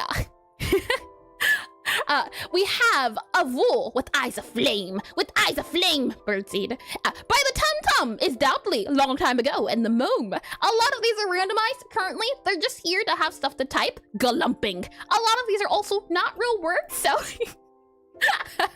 In the future, when everything is established, I'm hoping that the words will make sense depending on what the flavors and the food are. And are the notes the timing? The notes themselves and the timing itself, that isn't pre-generated. That is, there's a whole map system going on, like you would for a typical rhythm game. There's a map system. And I gotta go. No worries at all, Sasha. Thank you again for the subscription. And I hope you have a lovely time doing it is whatever you get up to. And you know what, Chuck? I just realized you said little to Dr. Seuss. That is Dr. Seuss. So it makes sense. Oh, that's lovely. With that said, though, customers are now somewhat functional. What we were doing before all of this was we were checking this guy right here. We were merging all the arrays together. That was what we were trying to accomplish. So if we go back into our target manager here, the hope is that no longer will we need a vacant list. No longer will we need an occupied list. That will no longer need to be a thing. Fingers crossed. So I'm just going to remove this guy here. It's going to get angry at me. I already know. I am prepared for its wrath. For it shall be met with my own wrath. I'm angry. And something broke again. Hi, Rudy. Welcome in the stream. I have not seen that name in quite some time, so welcome back in. And something broke again. And we're programmers, game developers. Things are always bound to break. And we were checking. Oh boy. And it's just fantasy language? Yeah, for now. It's just fantasy gibberish. So now that we have this singular target list, let's clean this up a little bit. We have add target to list. We don't then need to do a vacant list or any appending. Any of that will not be needed if the system works the way, hopefully, fingers crossed. Oh, I see. Yes, indeed. My internet broke. Something broke due to bad weather.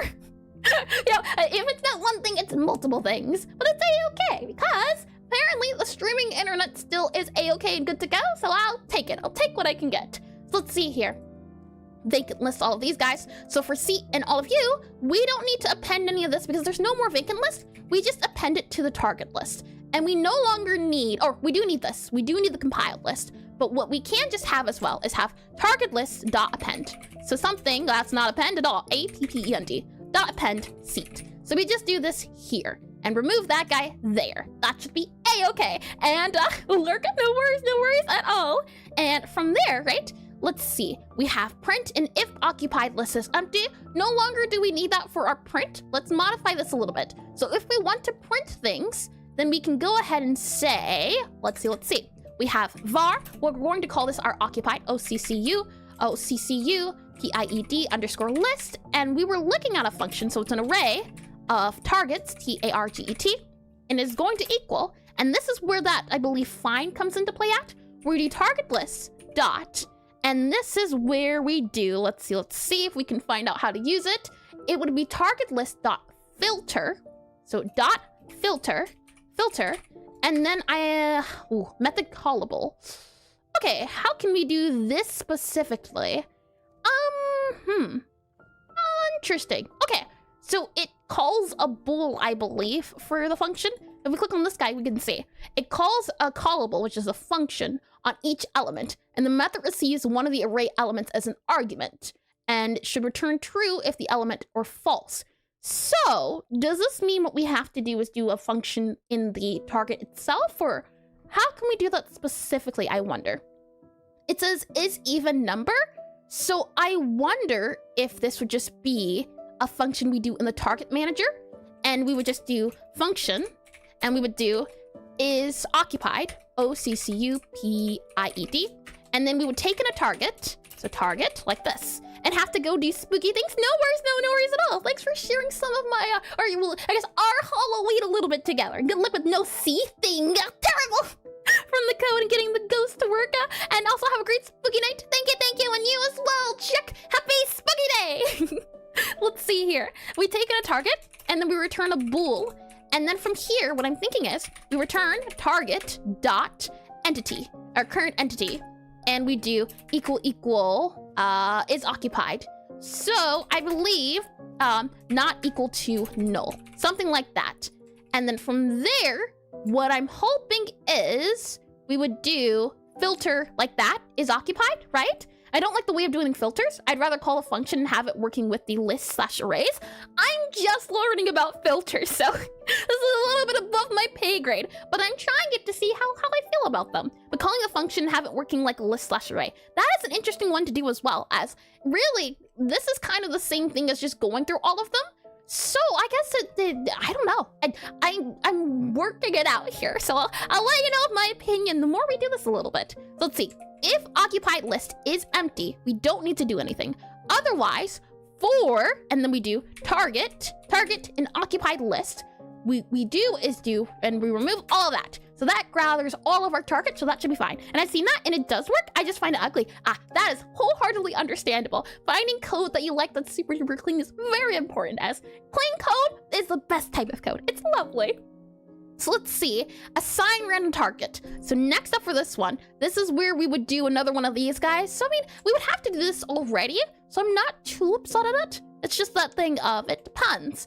So now what we have here is occupied list. We would do vacant, so VACANT, vacant list.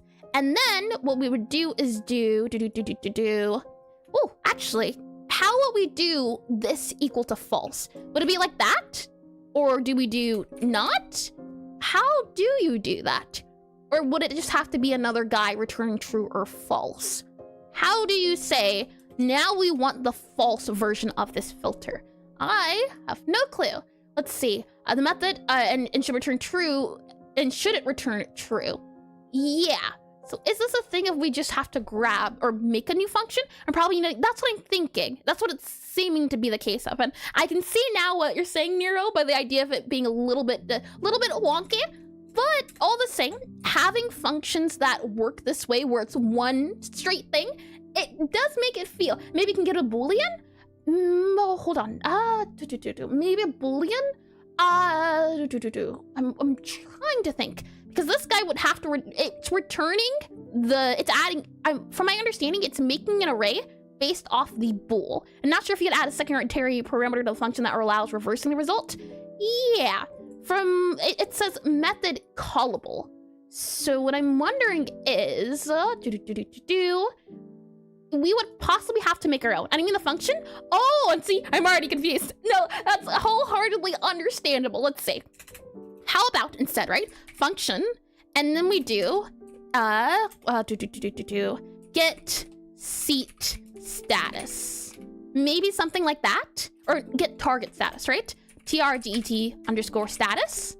Nope. Yeah, this is, I 100% agree.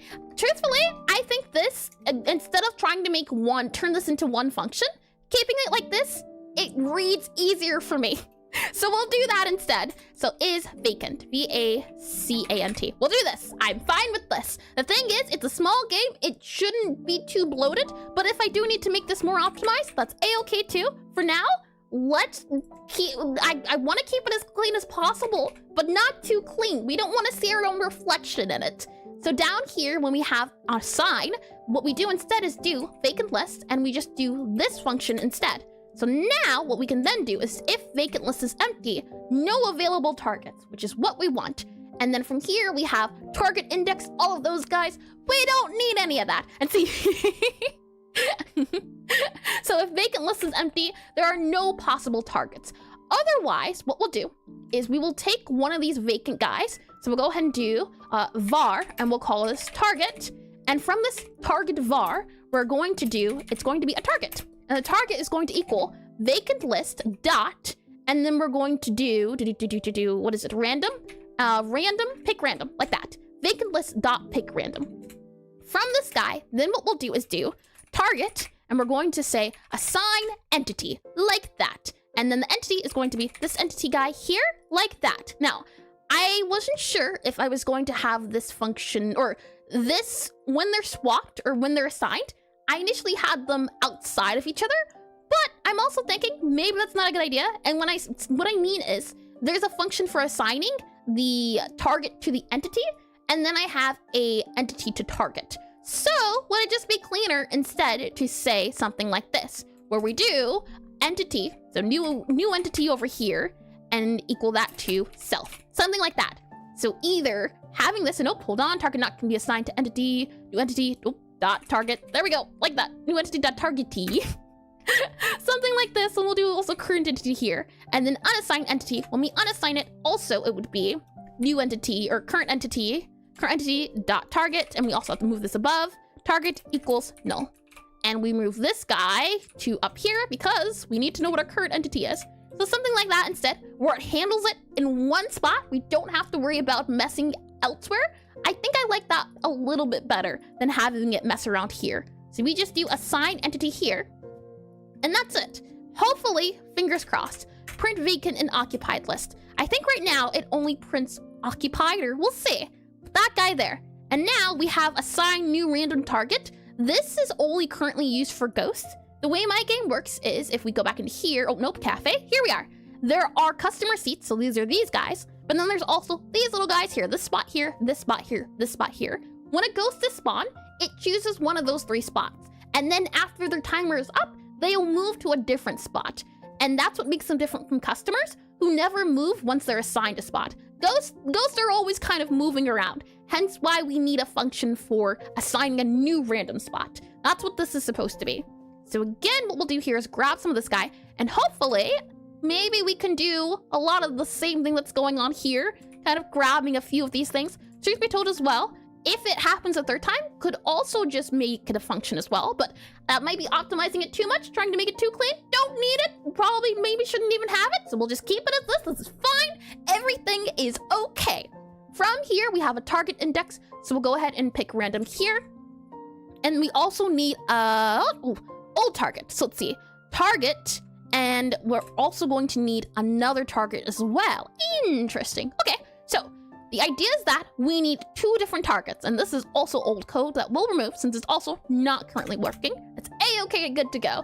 And print occupied, print vacant list. These guys are also dead. And a function that simply selects a new random target to move is that big. Well, that was old dead code. No, it's getting smaller, don't you worry. And all of your energy and enthusiasm makes me aspire to be like that more often. Well, thank you, hold on. Was it Psych Crumb? Or how close did I get that time? The more I say it, the better I'll get. But it's gonna take some practice. But I do appreciate it, thank you. The thing is, I love programming, I love art, I love all these things, so it's very easy to keep the energy up because I'm excited about it. I like trying things and then seeing them work. That's the best part about programming. It's very fulfilling. The worst part is when things don't work the way you think and the thing you want to do is outside your skill range and then you can't do it just because you don't know how to do it. The good news is though, there's probably some Reddit page from 50 years ago where someone figured it out. And it's just a matter of how well can you Google. Which I quite adore. It's something about people standing on the shoulders of giants and not having to reinvent the wheel. That is very nice. Emotional support red paragraph. And that's how I feel often because I'm scribbling. One challenge at a time. And coding is a lot about Googling. Yeah, it's the #1 thing. Because we can't hold all that memory space of knowing things and... Oh boy, if I couldn't Google things, I'd fail very quickly. But as long as I remember how to Google and skills, just give me a year or so. I'm sure I can figure out a simple question. So let's see.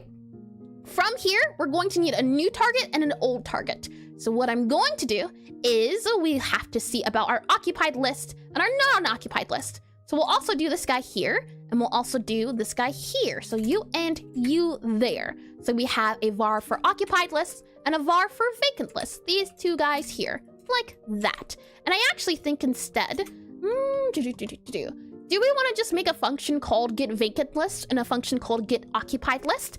That might be a little bit better, though it might be pushing it a little bit.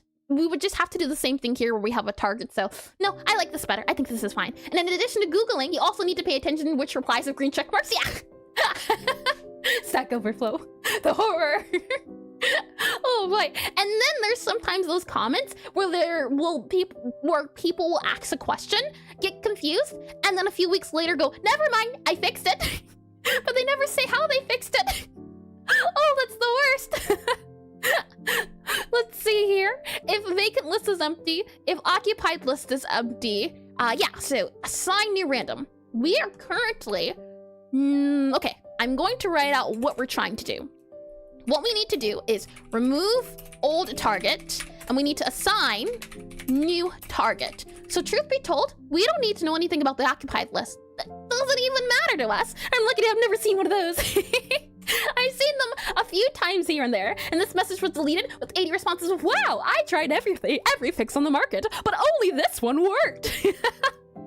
Oh, those are the worst. Let's see. We don't need to know about the occupied list. That is a-okay here. All we need is a new target. That guy right there. From there, we're as good as daylight, hopefully. Cause, let's see, remove this guy here. We print just because this print here helps us check to see if things are up to par. And as well, we can remove this since this print is also doing it here. So I can remove that too. This is just so we have a reference of sorts. So hold on. Print that there, and just so we can also have this going forward, I'll also move this here, print that there, like that there, and we'll also print our occupied. So where's our occupado at? Occupado has been found. Go ahead and copy it, save it right there, and let's see, we have that there. So now our occupied list is occupied list, our vacant list is our vacant list, and that's that. So that's now not angry at us. We're slowly making Godot happier, and that's what this is all about. We want to put a smile on Godot's face. Godot's cruel face, I tell you. It's mean, but it's not mean without reason. If there's a problem, it's probably an us problem. Yeah, sometimes though it is a Godot problem. It's still quite a young engine compared to its competitors. So sometimes actual bugs do exist on the engine side of things. So price to pay. So let's see. What we have to do here is once we get an available target, and we'll then go ahead and pick the target. From there, what we should be able to do is grab our entity, and we're going to take the entity.target, and we should be able to do unassign entity, which should hopefully remove everything for us. After that, we should just then be able to do target, and we should just be able to say target.assign entity and assign it to our new entity. And that should hopefully be everything, and we won't have to remove and append and remove and append if this works the way I think it works. Something like that makes it easier on the eyes. And my brother had one of those. We were pretty sure it's a Godot bug. Could be, certainly, yeah. I remember I wanted a specific feature, but it wasn't in Godot itself, but it was pretty specific, so I can't blame it in the slightest as well. I wanted to, oh, hold on, where are we at? Oh, hold on, target manager, all of these guys here, target list.append array. We no longer have a vacant pool. We no longer even have this, so that's old code. Don't need it anymore. No, thank you. Okay. Try again. And he had to write a weird turnaround. Yeah, it's a shame, but it's the thing of you can feel creative in the sense of I have no idea what's going on, but I did it. But boy, is it frustrating when you don't know if it's a you problem or the engine just doesn't know what's going on. Also, let me also, many alsos.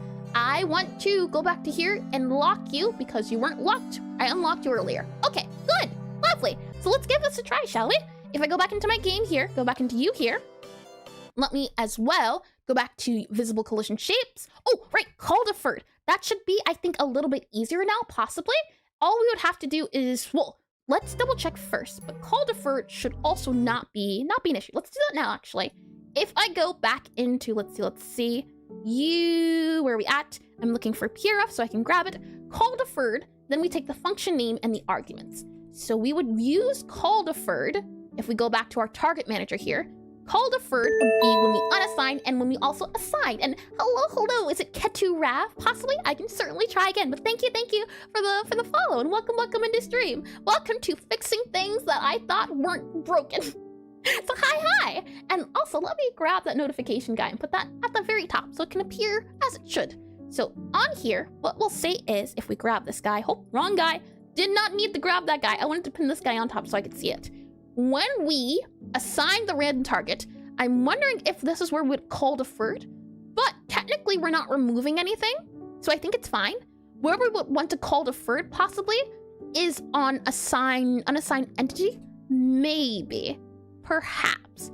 So I think you would do call underscore DEFF, call deferred, and then the function name and arguments. So it would be this guy, I think, like that, and then it'll be that, and then this, like that. Arguments. Argument 1 should be string name, but is callable. Is it this and then this? I forget how it works. Is it like that? Oh, hold on. Like that there. I think it's that. And no worries, and I feel you, I'm making a game too. It's always just, why is it not working? If it's not, this should work, why isn't it not working? There is also, this shouldn't work, why is it working? Oh boy. Okay, I think, let's give that a try now. If the call deferred might break it, but you know what? I have no clue, so let's see. There's no better way to know than to try it for ourselves. So let's go back into this guy here. Now, when we spawn in a customer, what do we have here? And wait, you are sending a string of an object? It is a callable. That's what I believe this is, right? When you do call deferred, you send the string. The string is supposed to represent the function. I believe is how it works. And that seems cursed. It does. I certainly agree. And Virgil saying, why isn't it working? And that, and it's working. Oh boy. Let me just double check that's how call deferred is used. I've used it before, so let me just double check. Yeah, you can see it's in quotations. Scan here, it's in quotations. It is whatever the function is, then also the arguments. It definitely does feel cursed though. I do agree. Oh boy. So we have a customer here. We're gonna have her sit down. She is going to walk to her spot. That spot should now be assigned. So if I go ahead and print our occupied targets and entities, where do we have our output guy here? You can see target 3 is occupying customer 3 and customer is occupying target 3. That is what we want. So far, so good. Now our customer wants something to order. I can click on this guy thanks to my cheats and I grab the object that they want so I don't have to make it myself.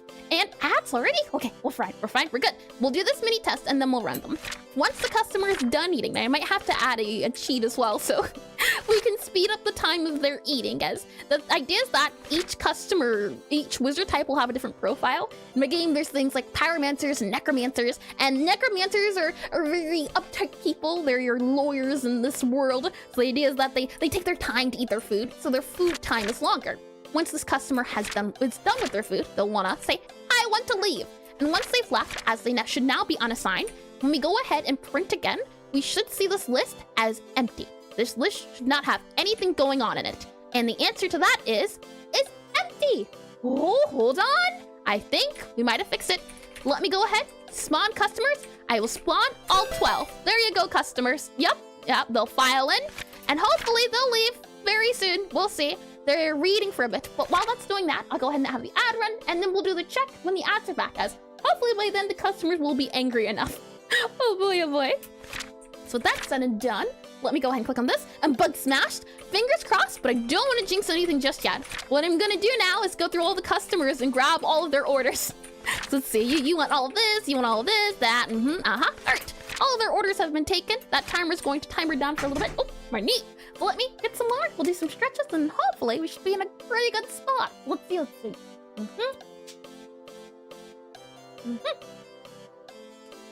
Water achieved. All right, now let's do some stretches. You'll first want to start off by leaning to the right. And then you can go ahead and lean to the left. And then you can lean backwards. And then make sure you don't break anything as you're now moving to lean forwards. And then for your next stretches, you can do it to the right. And then you can do it to the left. Then you can go forwards. Then you can go backwards. You can also turn it to the right and go corner down. I hope you're using your imagination here. And you can also go to the left a little bit and go corner down. There we are. Hopefully that helps you feel a little bit more loose and limber. Doing my best now, just so I get more stretches here and there to, at least when I'm sitting at the computer each hour, do some stretches here and there. Because, you know, you want to make sure you can spend as much time and make sure it's healthy time as well. If you're static and you're not doing much, you get very stiff very quickly. And nice to get these guided stretches in, the most productive ad breaks ever. I'm glad they're helpful. I'm glad you're able to use them as, yeah, so think of if I can help a little bit with getting people moving just a smidge, I'll take it. And in case you want to learn more array tricks, oh yes please, I suggest taking a look at array.map. Oh, if I remember anything about maps in C++, I remember not liking maps. I also remember not liking linked lists. I believe those were very painful, but we'll see. And array.reduce as well, if you're not familiar with them. They're quite handy once you know how to use them. Let me go ahead and do this guy here and do, let's see, array.map. Godot 4, Godot, hold on, let's see, you here, array.map, and then we have array.map, Godot, array.map, Godot 4, and I'll put that on my reading list, thank you. And we also have array.reduce, and then we have Godot 4. There we are, lovely, and Eris full tutorial class is available on Patreon 1. Funny you mention it, Captain. I do indeed have a Patreon, though the things I have at the moment are for the most part, at said moment. If I type this in as well here, I should be able to share it, I believe. I don't have a fancy command, but if perchance of interest, here we go. I think I can send it there. I have videos where I break down pixel art. So if you want more pixel art content and less tutorials, more so just, oh, they're leaving, lovely! Less tutorials and more just, let's try to figure out what's going on. So if you like the pixel art studies, you'd like that. And the idea is that hopefully they also get released on YouTube. The issue is just editing. It's painful. So I tend to stray away a little bit here and there, and the pixels. That'd be a wonderful command. Let's see here. Oh, ad breakers are also up, so welcome back. Are like dictionaries? Ooh, I see. Ooh, I really will have to take a look into it because there's so many handy, there's so many handy functions, I just gotta find them. So I do appreciate you for pointing them out. Fair enough. With that said though, all our customers are back, or they've left, and welcome back from the ads. Here it is, the moment of truth. Also, this is not what it should be. I think these guys should be disabled. You shouldn't see the timer, I think, when you open it up and customers are occupying it. But you know what? We're ignoring that for now. We're closing our eyes. We're going to go ahead and have that spell list printed, or not the spell, the customer list printed. If I go ahead and go back up to here, let's see, print, we have empty. So I do think it did fix it. Are you using Godot? Yep, I'm using Godot, and I'm programming in GDScript. And I've been having a lot of fun with it. And it seems to be the case as well. Customers are the list good to go. I just want to check on this. And one day, gotta code my own video editor. I'd love to. I've seen there's someone currently at the moment working on a video editor in Godot. And I think it's great. It's really neat looking. A lot of repetition in editing. Yeah, I would especially love something that would make it easier to clip, or like a shorts editor. All the ones I could find just weren't up to my taste, but I haven't reached skill level yet in terms of being able to create my own. I think that's as good as you can get when it comes to being a programmer. When you run into a problem, so you program the solution. It's lovely. Let's see. Let's go back into levels here. I want to double check. Yeah. Do you see how this guy, or you can't see me pointing. Hold on. Pause right here. Go that. Yep, there we are. Okay. Do you see how there is no longer a circular bar here? It is blank. This is how it should be when a customer is not present. So there's some toggle we need to enable or disable to make it so that this does not happen when a customer spawns. So let's quickly go into our book guy. I believe that customer thingamajiggy is called like a customer status something. CUSTOMER, customer status icon. Nope. Customer state manager, customer move manager. Maybe you're not status. No, you're that there. We're looking for, let's see. Customer something. I believe that's what it's called. Oh, progress tab. That's what this guy is. And when the progress tab is unassigned, as right now, our timer panel, this is what's keeping our timer panel active. We need to disable timer panel when it's unassigned. So let's see. Ooh, cool, thank you. Let's see. When we unassign the customer, so on disconnect customer panel, are we hiding the timer panel? We are not. So when customer is disconnected, we have to do timer panel dot hide. That should take care of that. All right, that fixes what that was. I have experience in Unreal, really, and making everything from scratch. I've never touched Unreal before. Godot's the first ever engine I've used, and I just went off of looks when it came to choosing an engine. And I've worked on Godot, I think, for at least 2 years, maybe a little bit more if you consider on and off time, but so far I've been enjoying it. Okay, so now that the customers seem to be functional again, I'm going to go ahead and make a backup save, as making backups also super duper important. So we're just going to call this target functional. Yep, So that moving forward, if I make a mistake, we can go back to the good times when they were working. Oh boy. And now we can get to today's topic, which was Ghost, wasn't it? So I can go ahead and close all of these guys here. Yep, close. I don't need any of you anymore. And we'll go back and open up our cafe. So cafe, open up. And we can also open up here our customers. So, oh no, ghost. We're looking for our ghost. We need our ghost scene and we need our little ghost manager. Ghost manager. Let's see. Oh no, ghost manager. Where are we at, ghost manager? Ghost manager. This little guy right here. Lovely. And Unreal's really easy. At least the blueprint system's really nice. It looks like it's pleasant to work with though. Interesting. I would at least for like a game jam love to try out other engines and give them a try and see how they feel. I know they don't have a node system like Godot. And that's one of the reasons why I chose Godot, since I like the idea of all these shiny buttons, shiny colors and icons. They're quite appealing. They make it very engaging to see what's going on. The neat part about most engines, though, is that there's, There's themes you can get, texture packs for it. So it doesn't have to be certain colors if you don't like those colors. This is really calming, or maybe it's less calming, more just because there's so much going on. Yeah, it's calming. Let's go ahead and make sure our collision shapes are on. And now, let's give Ghost a try. What I was doing during the week of trying to get this working is I was trying to spawn Ghost and I was trying to move Ghost. If we go into concepts here, banana, yuck, disgusting. I won't even finish it. I won't finish the sentence. Not at all. Not one bit. Oh boy. No, thank you. Nada. If we go back up here, the idea is that in my game, our Necromancer, Gabriella, she is deathly afraid of ghosts. Now, she's the best of the best when it comes to necromancy, but she's afraid of ghosts. She can banish them, but she's just scared to go near them. So ghosts are supposed to act as a what would you call it, opposition, the enemy, but they're not really the enemy because they're not. It's an irrational fear she has. These ghosts, they're just here. They're just here. They're harmless. She doesn't like their presence. So the idea is that as the game progresses, as the day goes on, ghosts spawn into the game that you have to banish, and ghosts do different things in our game. And step 1 was making sure we could spawn the ghost, and step 2 was making sure that the ghost could move to different spots. There was other steps involved, but if we can't even make it past step 1 and 2, don't have to worry about steps 3 and 58. So now that ghosts can spawn, as I believe I can show you, I think I did get that in there. So let's go back into this guy here. If we go into levels here, we go into this guy here. I believe I can do spawn, and I should be able to just say spawn, ghost. There he is. Look at the little ghost guy. And the ghost is currently occupying idle spot number 1.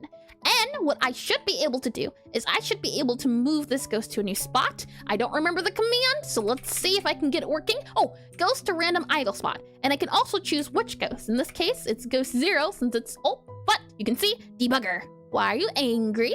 Method not found. Target manager unassigned. Aha. Target entity unassigned. Alrighty. So we have an error going on here. You can also see this guy, or you can't see because I can't point to it. There's 2 green dots, dark green. We don't want dark green. We only want 1 dark green. If we go into our ghost manager, what are we saying? If I go into this guy here, managers, ghost manager, what is this guy doing when we do move ghost to random idle spot? We are getting the ghost from index, then we're changing the idle spot. So we're calling this function. And in this function, we do assign new random entity, we grab the ghost, and then we move the entity. So we're getting this error because there's something in here. Oh, hold on. Something in here. Okay. And in here, why are you angry? Now, I'm wondering if it is the call deferred, possibly. Yeah, error calling deferred method. Entity.target unassigned entity.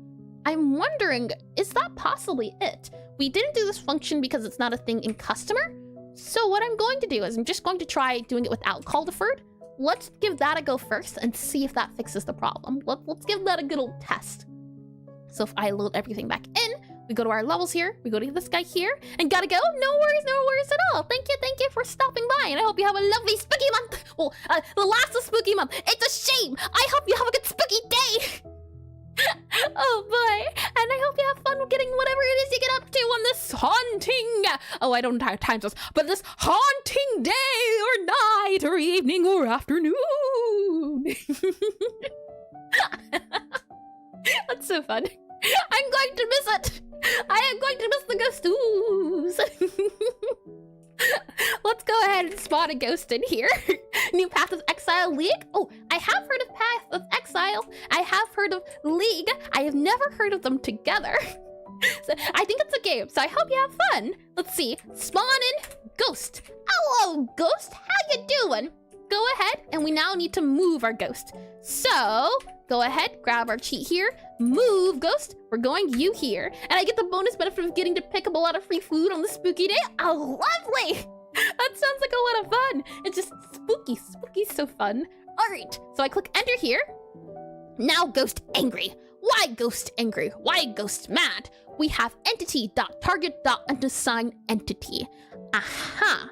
So I'm wondering if possibly it's doing this because we're doing entity.target. So my next guess is maybe this function needs to do var, and we need to do old_target. And then we're going to say target, and then we're going to do entity.target, like this. So maybe if we reference it this way, it won't be angry at us, possibly. So now we do target.unassigned entity. Let's try seeing if this works instead. Let's give that a go. So we'll go ahead and play it on here. Double check that things are getting the way they should be. Fingers crossed. That's now customers are working, which is lovely. But we're back. Well, I mean, it's not a but we are back to base one. What I thought would be when I clicked start stream today. Oh boy. But I'm hoping the problem that we did with the customers will help in figuring out the ghost one and leagues of post seasons. Leagues are, oh no, I don't get that where the R is supposed to go. Leagues are of art seasons, possibly, mayhaps. Let me go ahead and spawn in a ghost here. So ghost will be spawned. It should say ghost idle position. I believe my issue was when I did the print, it said immediately it was not assigned. Yeah, what? Huh? This was the issue. You would spawn in the ghost. It would tell you that it does get it correctly. So the idle spot's good, ghost is good. But then when you print it again, idle spot not good, ghost occupying not good anymore. Something was off. Something didn't work anymore. So then I believe that's why I took it out of the function, the idea of assigning and unassigning. I think that was the case. But the thing is, when you assign an entity, nowhere are you unassigning it. Nowhere are you changing it. And leagues are seasons and oh, got ya. I see. Makes more sense. Yeah. Let's see. All we're doing when we do the ghost manager, so this guy here, change idle spot. And when we do spawn ghost, so this guy here, let's see. Maybe it's somewhere here. When a ghost is spawned, we play the sound, we make the ghost, we add the ghost as a child. Next up, what we do is we assign the ghost a random target, and then we teleport the ghost to said target, and that's all that's going on in here. And if we go into that assign random target, we're here. And then let's see. Vacant list, we check for vacant, and then we assign target enemy. So where is it that we are unassigning the target? Because once we run this function, that's when this guy up here is done. That's where it goes. But then, somewhere along the lines, after this function's done, it stops assigning both of them, and it does this instead. And is this what you were talking about before Frost with, hold on, let me see if I can remember the name. Not remember it, see if I wrote it down. The tuple and the idea of linking two things together, possibly. The thing is though, if it's unassigning what it's linked to, we use this information, what the ghost is looking at, out in a lot of places. So that's why I assign it instead of keeping it in Target Manager. But if you could elaborate, maybe it would be handy. Because right now, one is good, one is not. But for some reason, it's good initially, and then the game updates, and then it's no longer good. And that's what I'm not quite sure about. One thing I will try, though, is to do entity.target equals target. Just to try it. And in this entity.target equals target, I also want to go ahead and remove this guy again. So I just want to try this, see if it works. We'll also remove it here, just to be on the safe side of things, so that we can go ahead and not modify anything to do with the entity. Or yeah, entity does not get modified. And when we do assign on all these guys, we don't need to know the, we need to know the old target. And then we also need to set the entity. Well, we don't actually have to remove the entity.target. Well, that's fine. Let's say okay. That should be fine. Yeah, let's say okay. Okay, so click on play. Let's try again, see where we're at. And pointing at an ID for the customer rather than the customer itself might solve the X doesn't exist problem. And the idea was the one I had earlier, I think, Frost, where we slide back over onto here. It was that index guy here when you were talking about it for some sort of idea. It wasn't a dictionary, but it was the idea of how I had that list with the index, and the index itself was the ID, and that's where the tuple came into play, I believe. Let's see, subtract that. Oh, well, never mind. Not subtract that. I just need to move you into this guy here. Yeah, it was just something did not exist, which I was really confused about. We spawn a ghost, and we're not reassigning it anywhere else but in that function. I know for certain. And I say that, and you know, maybe not. But let's double check. When a ghost is created, so this is our ghost right here, this ghost guy right here, we have only a few functions, and they're all really just bools. We have wander state on vision body enter, and none of this has to do with assigning the entity. So we have on body radius and append, and we're append, where it's just adding to certain areas and certain arrays. So that doesn't modify what it's targeting for its target. So that's in Ghost. And we also have its state manager. Again, it does not deal with what it's looking at, so that shouldn't affect it in any way, I believe.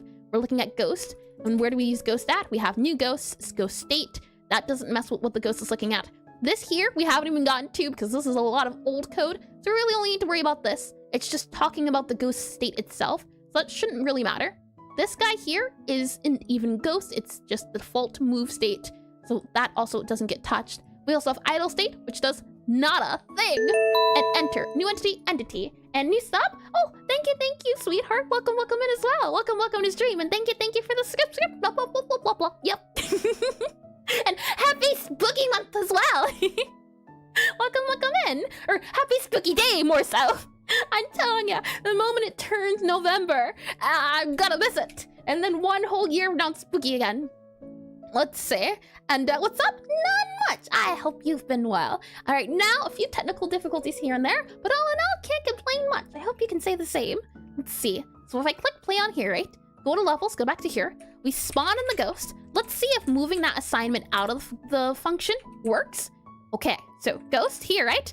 And currently, the idle spot points to the ghost, and the ghost points to the idle spot. If I print it again, I was getting a glitch, or not a glitch. I was getting a bug where it would say it's now null after doing that function. So if I do print and I do occupied targets and enemy entities, we should see the same exact message here. We shouldn't see anything red. So if I click enter, red. Where? That's what I was really confused about. Ghost is occupying none.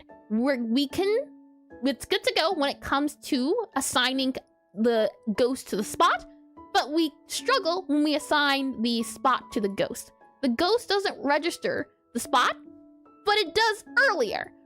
That's what confuses me. So is this a case where call deferred would be a thing? Is what I'm wondering. Could we possibly do it here? When we do, let's see, assign random enemy entity. This here, let me Google it and see. Maybe that's the issue? I don't quite know. It's the only thing that comes to mind at the moment. Let's see. For call D-E-F-F-E-R-E-D, call deferred. Yes, indeed. And on this call deferred, call deferred, key free, all of you guys here. Yeah, I just need the code. What is call deferred? Yep. Place call deferred, call throttled. Well, that's a new one. Where can I see call deferred being used? That's what I'm looking for. Certain examples to do with it. How to call deferred or set deferred. Maybe that's it. Let's see. Grab you here, and then we have you here, you here. So here we are. Something dot call deferred. So I believe it would be something possibly like, and we can do entity, E-N-T-I-T-Y dot, and then call underscore D-E-F-F-E-R-E-D, call deferred, and then we would do something like assign target, and then we would do comma, and then it would be target. Something like that. From here, we would then need to have this guy in quotations, like this, and then from there, we go into our entity class, or entity here, and our target is going to have a function called assign target. It's going to take in a target, or new target. It's going to be a target. It's it's going to be void. And from there, we just have our target equal new target. There we are, something like that. Now, I remember it was a thing in C++, having things called private variables, public variables, and I think another one, but I feel like that would be better here in a sense of if there was a way to make certain that I couldn't modify this unless I use a function.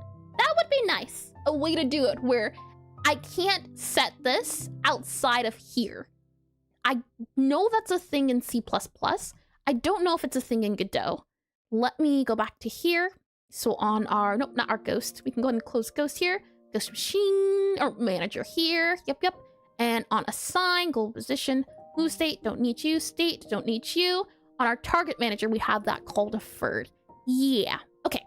Let's give that a go. See where we're at. See where we're hanging out and see where we are. So I'll click on this guy here, click on this guy here. Go ahead and do spawn here and spawn in our ghost. Now, why are you angry? And cannot call deferred and character body ghost 2D. Okay, hold on. Why are you angry?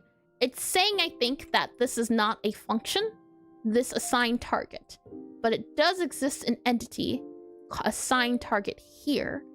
So, why is it angry? Maybe what we can do is let's see. Entity ghost target machine. It says it's an entity, so I'm not quite sure why it's angry. It's saying at the moment it's angry because it's looking at ghost as a character body 2D. So my guess is to make it less angry, if entity is entity, something like that, then this should work, right? And like a private variable, I think that is what it might be called. I know it was like private, public. That might be the word. I think private variable, public variable. It was something around that range. I just don't remember. Well, yeah, I don't remember the specific. It's been quite a while since I used those guys. But I feel like that would be a good application, just good overall saving code. And now it's still saying it doesn't like the idea character body 2D ghost, despite the fact. Okay, and I'm curious as well, just checking to see. If we do you here, and we do entity dot assign, because that assigned target is here, something like that, that'll work. But our call deferred, nah, doesn't wanna. So let's see, just do this. Where are we at, Godot? What do you take me for? Let's see. Spawning ghost here, we should have it assigned. Yes, okay. And then when we print, are you going to say none? Huh.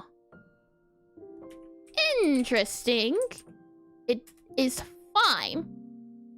Okay, you know, maybe that's the issue. We didn't do it through a function.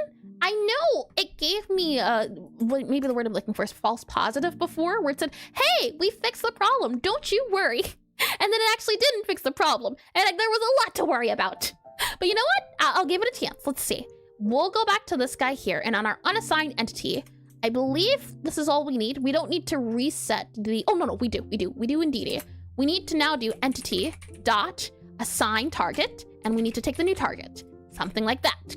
So perhaps maybe moving it into a function might have been what fixes it. I'm hoping this works. So let's see, spawn a ghost like that. Ghost has now been spawned. When we print the list, is it still counted as a, no, okay. So that didn't work. That's what was happening earlier. Sometimes it worked, sometimes it didn't. And that's what made it hard to test, because half the time it did work. So then I thought it did work. But you can see, as soon as it spawns, it's good to go. I then print it again, and it's not good to go. Not anymore. So it's super duper odd. On our assigned entity, on our assigned targets, I do think call deferred might be what we're looking for. But my question is why call deferred isn't working here. We have assigned entity, we have assigned target. Maybe I'm not using it correctly, possibly? Trick or treat. It feels like trick at the moment. Many tricks. When we do, let's see, call deferred on target manager, it uses target manager itself. So, call deferred, yeah. And then you would take the method, and then you would take the string name. So why is it not working? I'm wondering here. I do think this would fix it. Just wondering why is it not recognizing it? And it could be a Google search. So we'll Also give Google a try as well. There's no harm in that either. We'll go ahead and save that there. Go ahead and click play on here. And let's go for round 2 this time. Let's see. So I click on here, click on you here, click on you here. So spawning in ghost. It's probably going to get angry in just a quick second, but let's see. Spawning ghost. Yep. Okay. So let's see. Key global position on base nil. Huh. So something new happened. Now we made it through this function. However, because the ghost target is null, that's why we're getting the error. Beforehand, we were getting the error here. Now we're getting the error here, which is odd as well. Huh. Okay, you know, sometimes the questioning maybe just shouldn't be done. Maybe because call deferred's working now? Possibly. But if that's the case, how else could we do it? Assign entity, assign target. That feels like it should work, but it's something to do with something somewhere where it doesn't look like working. I'm wondering if, when we do Ghost Manager, we do new ghost, global position. What we could possibly do is do a bool, maybe, possibly. We'll see, like this here. And then we'll go ahead and do that there, like that there. This might be hacky, but I'm hoping it works. I'll be fine if it does. We'll go back to call deferred, and then we'll also do assign random entity. We'll do a bool on teleport, T-E-L-E-P-O-R-T, teleport to target, and it'll be a bool equal to false. And then what we'll have happen is, if teleport to target, we'll then go ahead and have it do entity dot, and we'll just grab what's here. So in our Ghost Manager guy here, all this true, let's see, assign random target, yeah, and our target manager guy, this is broken, which is why that's broken, which is a-okay. I just need to grab this here and move it to you here, something like that. And then we'll do entity dot you here and entity dot you here, like that, something to that extent. And this now, because it's not red anymore, this should now no longer be red. So, how about now, Godot? What say ye now, huh? Let's see. You here. Spawn in ghost now, and we now are getting still angry, which is interesting. Now, well, because we moved it. But the thing is, if I'm checking, we can go up here and we can check. In our entity, if I click it, our target is null. And because the target is null, it's not happy with us. Hence the whole call deferred thing. I'm guessing call deferred's going to go after this function. So my question then is call deferred assign target. Maybe on assign target we have to go even deeper beyond, possibly. So maybe we have to do it target and then we do true here, or teleport to player, teleport to target, something like that there. And then we go to our entity call deferred to target. So we go to assign target, entity here. I feel like this is not the way to go though, but it's okay. Let's see. If teleport to target, we'll go ahead and do bool equal to false. And then we'll do bool equal, or no, teleport to target equals, nope, like that. Bool equals false, like that. I believe, and then what we'll do is do global position, and then we'll say target global position. So now we are pairing these two together. Maybe now it'll be okay because we've gone even deeper to the core, but I'm just wondering, does going deeper break it? So if we go ahead and spawn in a ghost now, ghost now says for certain, I have no idea what you want from me, which is interesting. It wasn't doing that before. So that is super duper interesting to note. Beforehand, it said it was fine, and then it changed its mind earlier. If we restart the game, and we go ahead and spawn in the ghost again, so spawn in the ghost, it seems like now it's 100% it's going to fail. Beforehand, it felt like 30% failure. Now it's 100% failure. So maybe that's for the best. And hi TV, welcome into stream, welcome back. I hope you had a lovely spooky day. Let's see here. Yeah, The ghost is occupying none. Aha. We'll go back into here. Target here. I'm wondering, with this now stated, is it going to give us the ghost is now occupying properly now that it happened afterwards?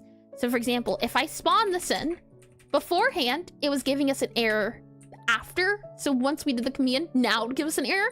But because we've done call deferred, maybe now it's going to say everything's okay. It does not. Okay, well then. I take it back. I take it all back. Call deferred, whatever it tried to do, it does not do the thing properly. It's not happy still, which means we can kind of just take everything back that we did earlier since it's not working, which is a-okay. I think assigned target's still fine to have.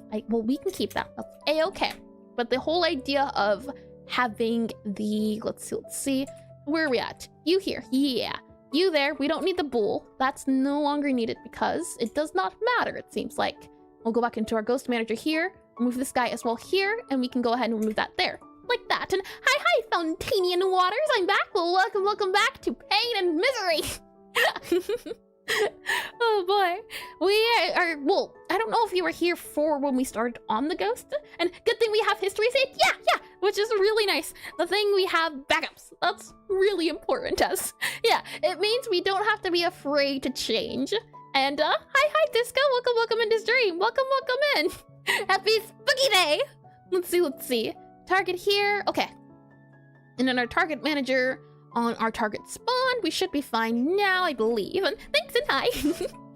Hi. Let's see. Remove an entity there, assign target. Yeah. So, I believe if I do all of this, it's now going to say it's working until we do the function again. We can certainly see, because call deferred wasn't working earlier. We have assign entity, assign target. Now, it should say, or we shouldn't get any red, but when we do the print, then we should get red, which is what was going on before.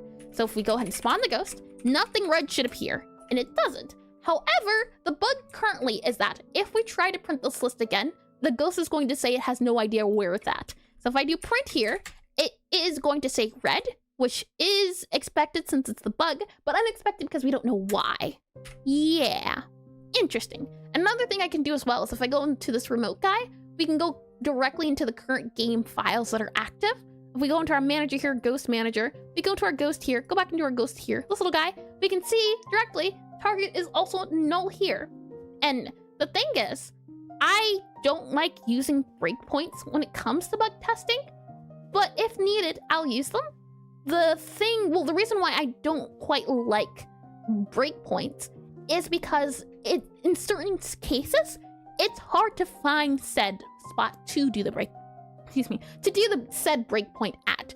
For example, if we go to, let's see, to our assigned entity targets, and then we go back to here, when this guy gets updated, why does it change? We add the breakpoint there, so the breakpoint happens afterwards, after we've already assigned everything. So you despawn ghost. So I guess we just have to see, is it already unassigned by the time? I'm guessing it's not going to be, but for some reason, after we do the function, then it removes it. So if I do spawn ghost now, the ghost itself should have a target. So if we go up here, we have entity. Entity indeed has a target. But if I do, let's see, you here, and then do print, yeah, like that, and we do this here, my guess is going to be, it's going to say no. But if it does not, then maybe it happens outside or somewhere of the source. We can certainly see. So we're going to go ahead and spawn. And that's another thing too. If all else fails, we might just have to delete all the code and start fresh, because a lot of this I'm building on top of old code. So maybe it's the old code that's working against me. That could also be the case as well. We spawn in the ghost, we go back to our entity here, and it still has its target. It's still okay, good to go. This is working as we think. It spawns in the idle spots, the occupied spots, and we're good to go. Once this guy is done, let's see. We'll go back to our debugger here. Let's maybe just step into it, step through. Now with the set, we have our new ghost. The new ghost still has the target, so we're still good to go. So then we print the message that ghost has been spawned. And now if the message is sent, we go ahead and do all the sending of the message. And now we print the occupied list and targets and enemies. So now in this guy here, we have our occupied lists, our arrays, and our targets. And if we go ahead and let's see. Okay, let's go through. We have you. We are checking through our occupied list. And in our occupied list, we have one object. This should be our target. And our target currently has an entity, which we know. And if I click on this guy, our entity also knows that it has a target. That's to be expected. That's the first printing. It's what happens after the printing, it seems like. So let's go ahead and move our breakpoint again and try again. So we have print occupied and vacant list. Yep. Let's go back into our ghost manager here. Once we print this despawn, yep, okay. So after spawn ghost, what do we do then? We have spawn ghost and we have spawn ghost. Play ghost sound. Yeah, okay. And then we have ghost list, move ghost list. Where are we using the print list at? Print occupied and vacant list. We're looking for print occupied targets and enemies. Do we use this anywhere? We have it in this function here. And this guy here. And you're there. This guy, let's see. You're there and you're here. This guy gets printed automatically. That's what I'm trying to find. So if I go here and do, hold on. This guy here, Control F. You are here and you are here. So where do you get printed at is my question. Okay. When I click play, I'm specifically looking for, if I do spawn here, spawn ghost, this gets printed. And this guy here is this guy here. But it's saying this only gets printed when the signal is sent. So then I guess we'd have to check this guy for any time it's sent. And this signal is emitted here when we do print occupied enemies. And we do it after we spawn the ghost. So I suppose let's do this here. This is in our cheats. Let me do that guy here, that guy here. We'll go ahead and do this here, do that there. Give that a go and try and see how it fares. So back in levels, we're going to spawn in a ghost and it'll give us a breakpoint. So spawn in ghost, enter. And in our breakpoint, let's go back into our remote. Let's go into our ghost manager. So I should be able to do that.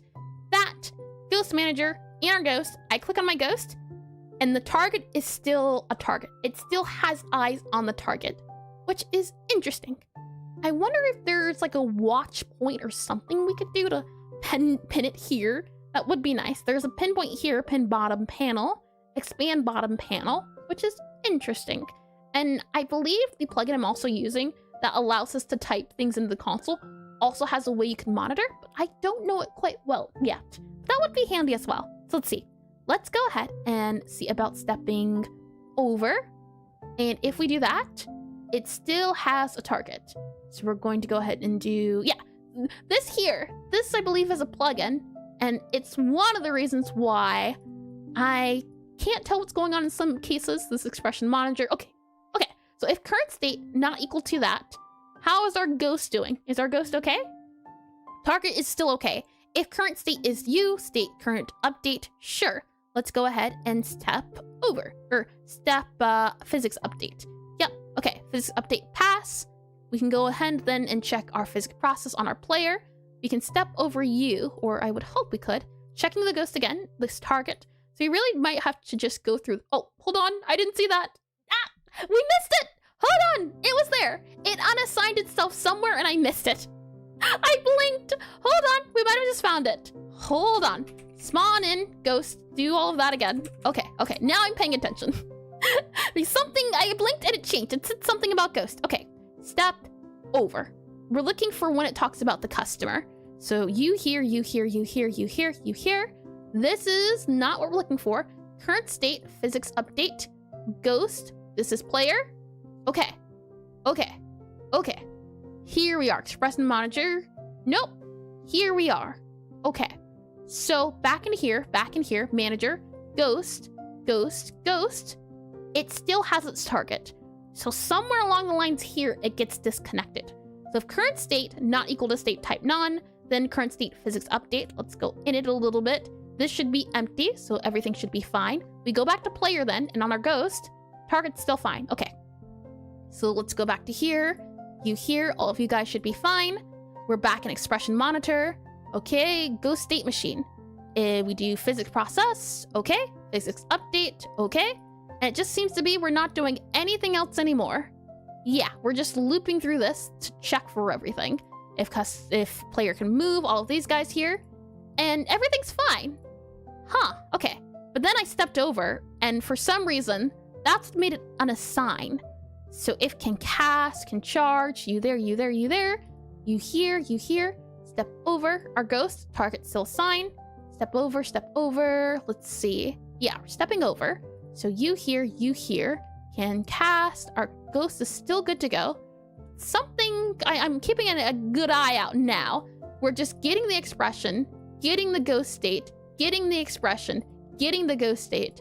It doesn't seem to be broken at the moment, which is odd. So if I just continue the game as normal, are we good? We're fine. So I'm going to assume if we print it, the print is also going to be fine because the ghost still has it. So whatever bug's showing up doesn't always show up. It's not a guarantee anymore. An anteater in nature searching for bugs. Oh boy. If I go ahead and print the sky, I'm not expecting. How's it not broken? Am I sure it's not broken? See? It's not red anymore. But that's the thing. It's not red anymore. So now let's go ahead and spawn in another ghost. Because that was the whole point, is that we will be able to spawn in multiple ghosts. And if we look at this, our ghost guy here remotely should have a new ghost spawn now. Why isn't it red? You were supposed to be red. Let's see. We go into here, step into, you here. Yep, okay, you're good to go. And just checking here over, I believe. Yep, over, 'cause that is all stuff that's working in Godot itself. And on our ghost, I believe it's now not going to be called ghost if we go to our ghost guy here. Yep, it's like character to body now name. It has a target currently. So let's go ahead and do, let's see. You here, current state. If you can do that, start spell meter. If not, current player can move. Yeah, okay.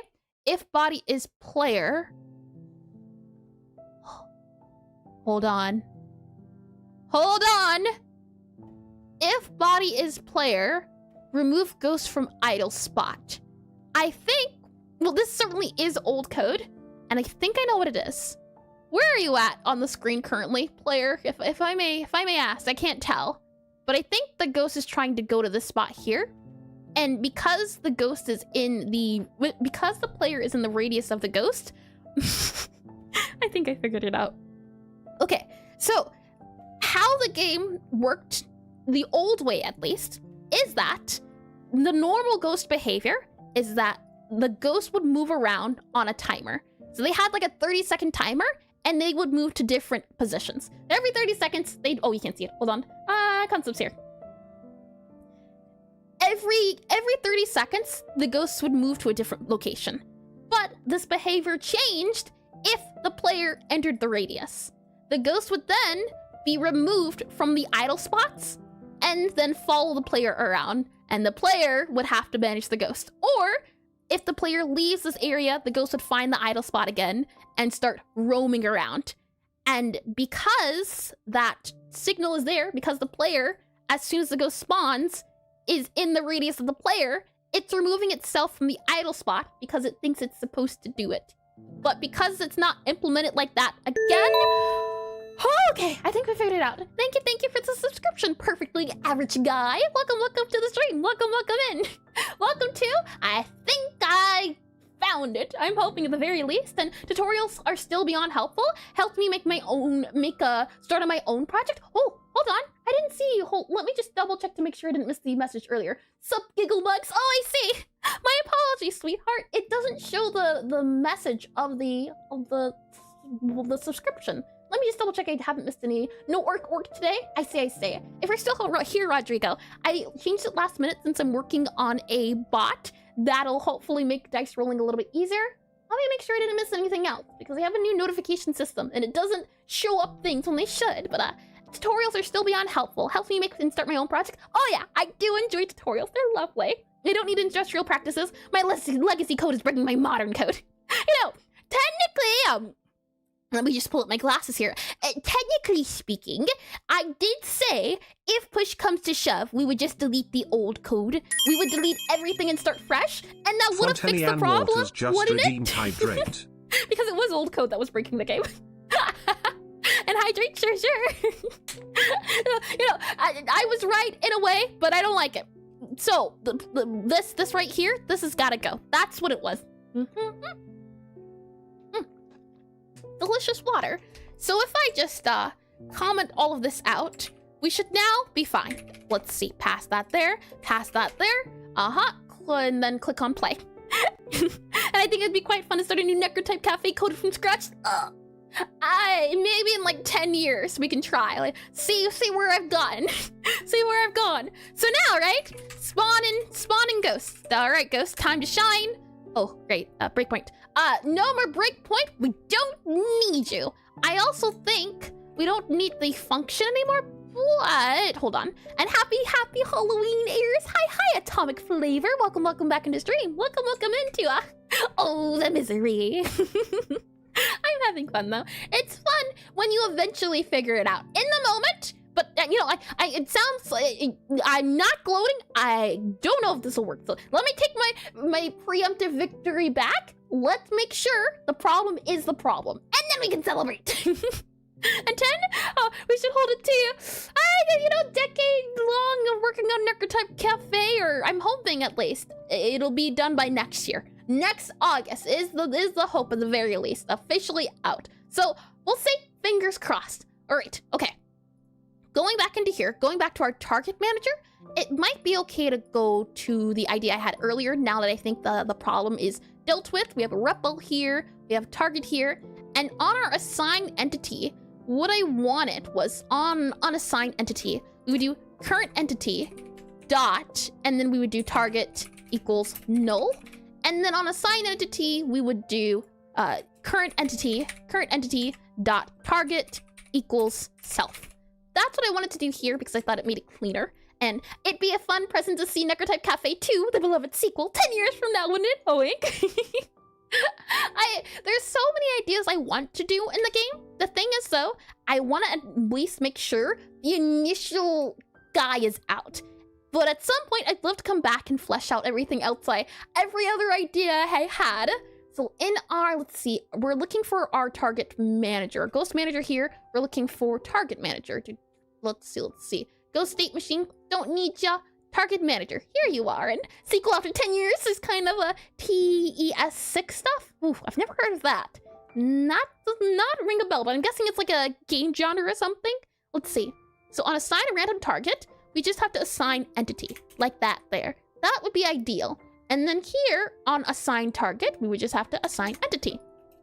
There we are. And then we would do old target dot unassign, and then we would do all of that there. And how long was it already? 15 years ago from the release or what? I don't know. And oh, Evolution Soccer, I see. I didn't know they had a sequel 10 years after the previous game. I see. Interesting. Oh, got ya. And let's see. Current entity dot target. Yeah, and this unassigned entity. Now, this is where things could go a little bit wonky is no, we have a current entity. So our current entity dot target should be, yeah, okay, never mind. We should be A-okay and good to go. Let's click on play. And while I finish my drawing, gotta sleep by. Well, thanks for stopping by. And Skyrim. Oh, I see, Skyrim. Well, I hope you have a lovely spooky day, Fontanian Waters, and I hope you have a lovely one. Thanks for stopping by and chatting for a bit. Or if they say TES, then it'd be the Elder Scrolls. Yeah, the Elder Scrolls. I think I must have read it wrong then. My words, I tell you, they're butchering together. Okay, so spawn in Ghost here. Ghost has been spawned in. Now we can go ahead and move Ghost to new spot. Ghost gets moved to new spot here. Next up, then we can spawn Ghost. Ghost gets spawned. Ghost gets spawned to a new spot. Now we can say, you character Ghost, yeah, we want to move you. Go ahead, move to that spot. Then what we can say is, this Ghost here, yeah, we want it to go to this spot. Oh, you can also see you can push the Ghost around. I forgot about that. So now let's say Ghost number 1, so technically 0 because of index, move to that spot up there. And now you, Ghost here, yeah, you move to the spot that other Ghost was just at. It's working! Oh, it's good. Oh boy. I'll take it. I'm now going to immediately save and make a backup. Oh man, to think. That singular problem I've been working on for at least over a week now was because of old code. One single signal being sent out. Oh boy, that's a lesson learned, I tell ya. Let's see. Ghost moving functional Good. Okay, committing and push. Lovely. Okay, good. Lovely, lovely. And let's go. Indeedy. Okay, great. Now, with all of that said and done, let me bring you back into concepts here. Okie dokie. So, let me move Gabby over here. Let me move the ghost guys over here, where we're at. And we're doing ideas here. So we wanted the ghosts, the ideas that are highlighted in gold were things I definitely wanted to establish, wanted to get done before today's stream, which is technically last week's stream, but technicalities. So we're doing all of these guys. These are the guys I wanted to get done. We're definitely not going to be able to finish it by this time, since we have like an hour-ish left. Speaking of, we'll go ahead and have the ad breaks run, since we have, yeah, it'll be 4 and 4 into 5. Okay. We'll talk on this first, and we'll talk about what we'll be doing. Or should we talk about it afterwards? You know what? Yeah. We'll talk about what we'll be doing afterwards. So we'll have the ads run now, that way we don't get interrupted. So I'll go ahead, click that guy there, and from that, I'll also go ahead and start moving this guy to here, since I can explain it a little bit afterwards. So let's see. We'll move our ghost to about up here. Move that there, and then let's see. Ghost wander. Yeah, that's what we needed to do first. So I'll leave that for our little checkbox and our little markers. So what we already did is now we have the ability to have ghosts spawn. Oh, we also need a way to delete the ghost. So we need to be able to spawn ghosts. Spawn, S-P-A-W-N. Spawn ghost, G-H-O-S-T-S. Spawn ghost. Rotate ghost. Rotate, R-O-T-A-T-E. Rotate. Or we'll just say spawn, rotate. We don't need the ghost word here. So spawn, rotate, and banish. B-A-N-I-S-H. These are things we need for the wander. Let's see. Well, not for the wander. So actually, yeah, we'll keep this here. This will be fine. With that said, though, let's go ahead and do our stretches, shall we? So let's go ahead and start off by going to the right a little bit. And then we'll go to the left a little bit. And then we'll move our back a little bit. And then we'll see about going a little front a little bit. And then we'll do our neck. So we'll take our neck to the left. And stretch it. You can also bounce a little bit. Just make sure you don't break anything. I will not be held liable. Let's go to the right a little bit. Let's go back. Oh, something just felt like it cracked.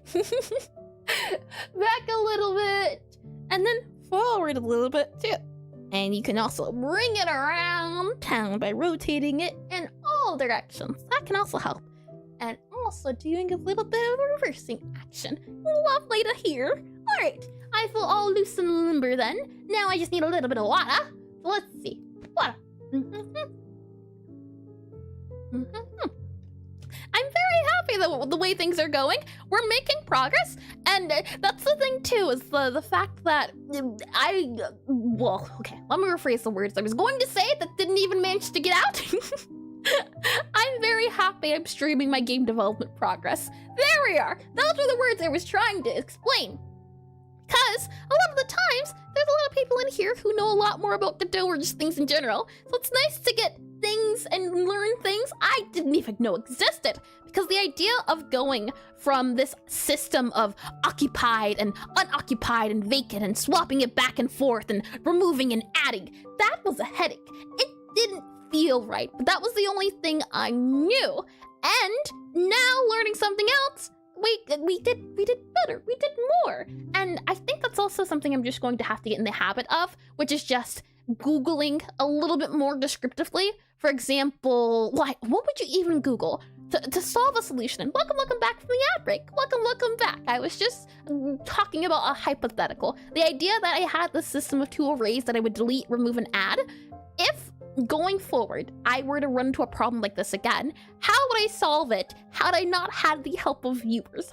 What would be a way to do it? And I'm thinking to myself, I'm asking this question, and if you were to Google a solution, because this technically works, it's just very messy, but what would you type into Google for Google to answer that question?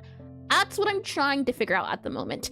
I could possibly Google, let's see, and let me bring out PureRef possibly. Let me grab this here, go back into programming here, grab PureRef, go back into U here, paste this in here, do that there, move that guy down here. Oh, hold on. guy down there, move this here. Because I think this is important. Learning how to Google, I tell you, I can save you so much time. Let me move this here. Okay, so let's see. I'll right click this guy, do a note here. I might Google, oh, this is a little bit too small. Make you about maybe 30, 36? 36, try 36. I like 36, fine. Maybe make it a little bit bigger. And some info you get from watching other people's devlogs and seeing the way they've coded their game jams for ideas. Yeah, that's the thing. Getting information from all sorts of places. But if you're specifically looking for something and you don't know where to look in the moment, what would be the question you'd ask to figure out the answer? Let's see. So I'd probably ask how to make array of objects with toggle abilities. Maybe could be one. ABILITIES. Possibly a question like that could work. Maybe it could also be the case of how to make or how to organize ORGANIZE organize objects with bools and separate them. Maybe something like that. Separate them. I could say that one maybe also helping as well. And what are we trying to do? I'm just brainstorming a bit on how I would solve my dilemma earlier that we had. And I mean, array of objects with toggle abilities is an array of objects with multiple booleans and values which corresponds to different states, where those ints get fed into switch conditions or if statements. I think I understand what you're saying, Frost. I think. Let me answer Eska's question first. If I hide this guy here, the initial thing was I didn't know a better option to do and organize these arrays based off of occupied and vacant, other than making two separate arrays and just deleting it from one array and adding it to the other one. So going forward, should I run into like a problem in the future like this, how would I organize a question to get the answer that I was given today to have a, finding that function. And that function was, let me see if I can find it again. The function was filter on an array. That would be the answer. And I mean, you can just create classes with attributes and stuff in them in an array or not, and where those ints get fed into switch conditions or on if conditions. Let me click on, let's see here, and create a class with attributes and stuff, an array or not. That would be, yeah, the objects. The objects are the class we're talking about. If I move this guy back here, I have an object and the attribute are the bools. But if I only want to look at one bool and that's the only one, and oh, filter is about whole what's a partigum? Hold on, let me copy that there, move that there. There's a lot of stuff there. Yeah, filter, oh, example or pattern. Yeah, I never heard of filter until now. So I'm just wondering, how would I, if I didn't get help, if there would be a way to Google it to get an answer that would give me filter. And I think maybe one of these two would give me that answer, as what I just wanted to take a second to see if I could think about. And I'll also Google it to see if it does give me what I'm looking for. As I think it's a fun exercise, just trying to see another solution that could be. So let me bring you into, let's see, you're here, I'm here, we're now both in here. And there's a lot of, I thought that sounded fun. And it's more about how to make filter without for loop. Huh, yeah. Because you can do like a for loop and just go through each thing and then add it to an array, but that also doesn't feel like quite the right answer compared to adding and removing. It feels like there would be a cleaner option. And Boots go, hi, Bunky, welcome into stream, welcome in, happy spooky day. Hi. Let's see. Let me go back to where we at with Ghost, up here. Lovely. Okay, so right now we're currently in how to search elements in array of value collections. Ooh, yeah, that's a good one. That's a lovely one, Eska. Yeah, how to search elements in an array of value collections in an array. I think that's a good one. Yeah, hold on. Let me grab that there too. And I'll add it to there as well. Let's see. And it is the spooky day.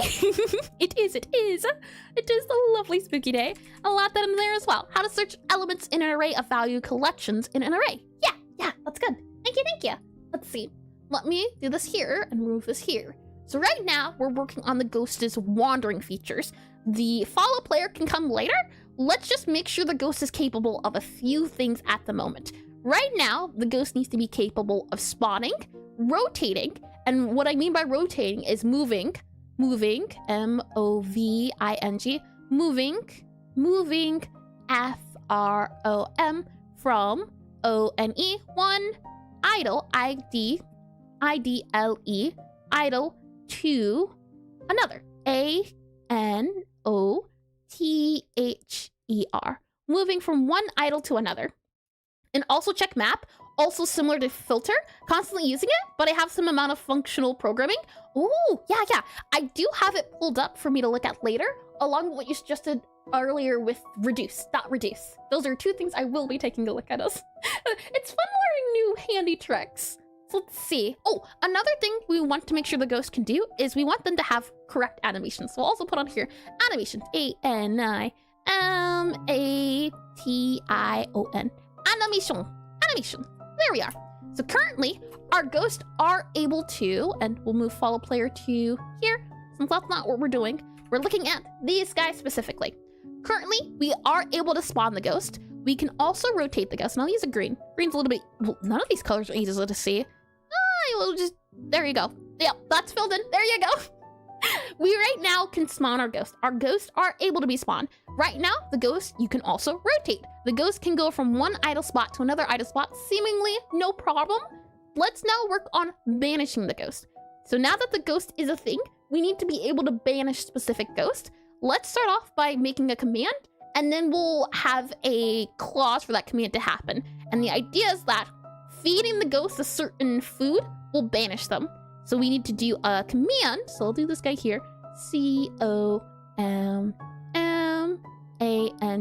command. And we also need one for feeding, or we'll just say give, G-I-V-E, give food, F-O-O-D, give food. So let's start off by making a command to delete the ghost. And that checkbox is adorable. Interesting. How would a website with such design be? I'd love to at some point design a website from the ground up. I have a website, but it's one of those template ones. So I'm hoping by the time the website I currently have subscription is up, since I believe it's either 1 or 2 years, I'll have learned to make my own. And I think I know how to explain how to say my nickname. Try saying Ruddy. Is that a little bit better? Ruddy? Let's see. Let me go to, we're going to, and it should be correct. Was that closer? Right now, yeah. Okay, banish command. That is what we're doing. A lot better. I see. Okay, I'll try to keep that in mind then. Ruddy. Got ya. Let's see. Movie here. So we need a way to delete our ghost. If we go into our cheats, for now, we'll have a function, and it'll be function and remove ghost. So let's see. Occupy, print all of these guys here. We're going to need one for remove.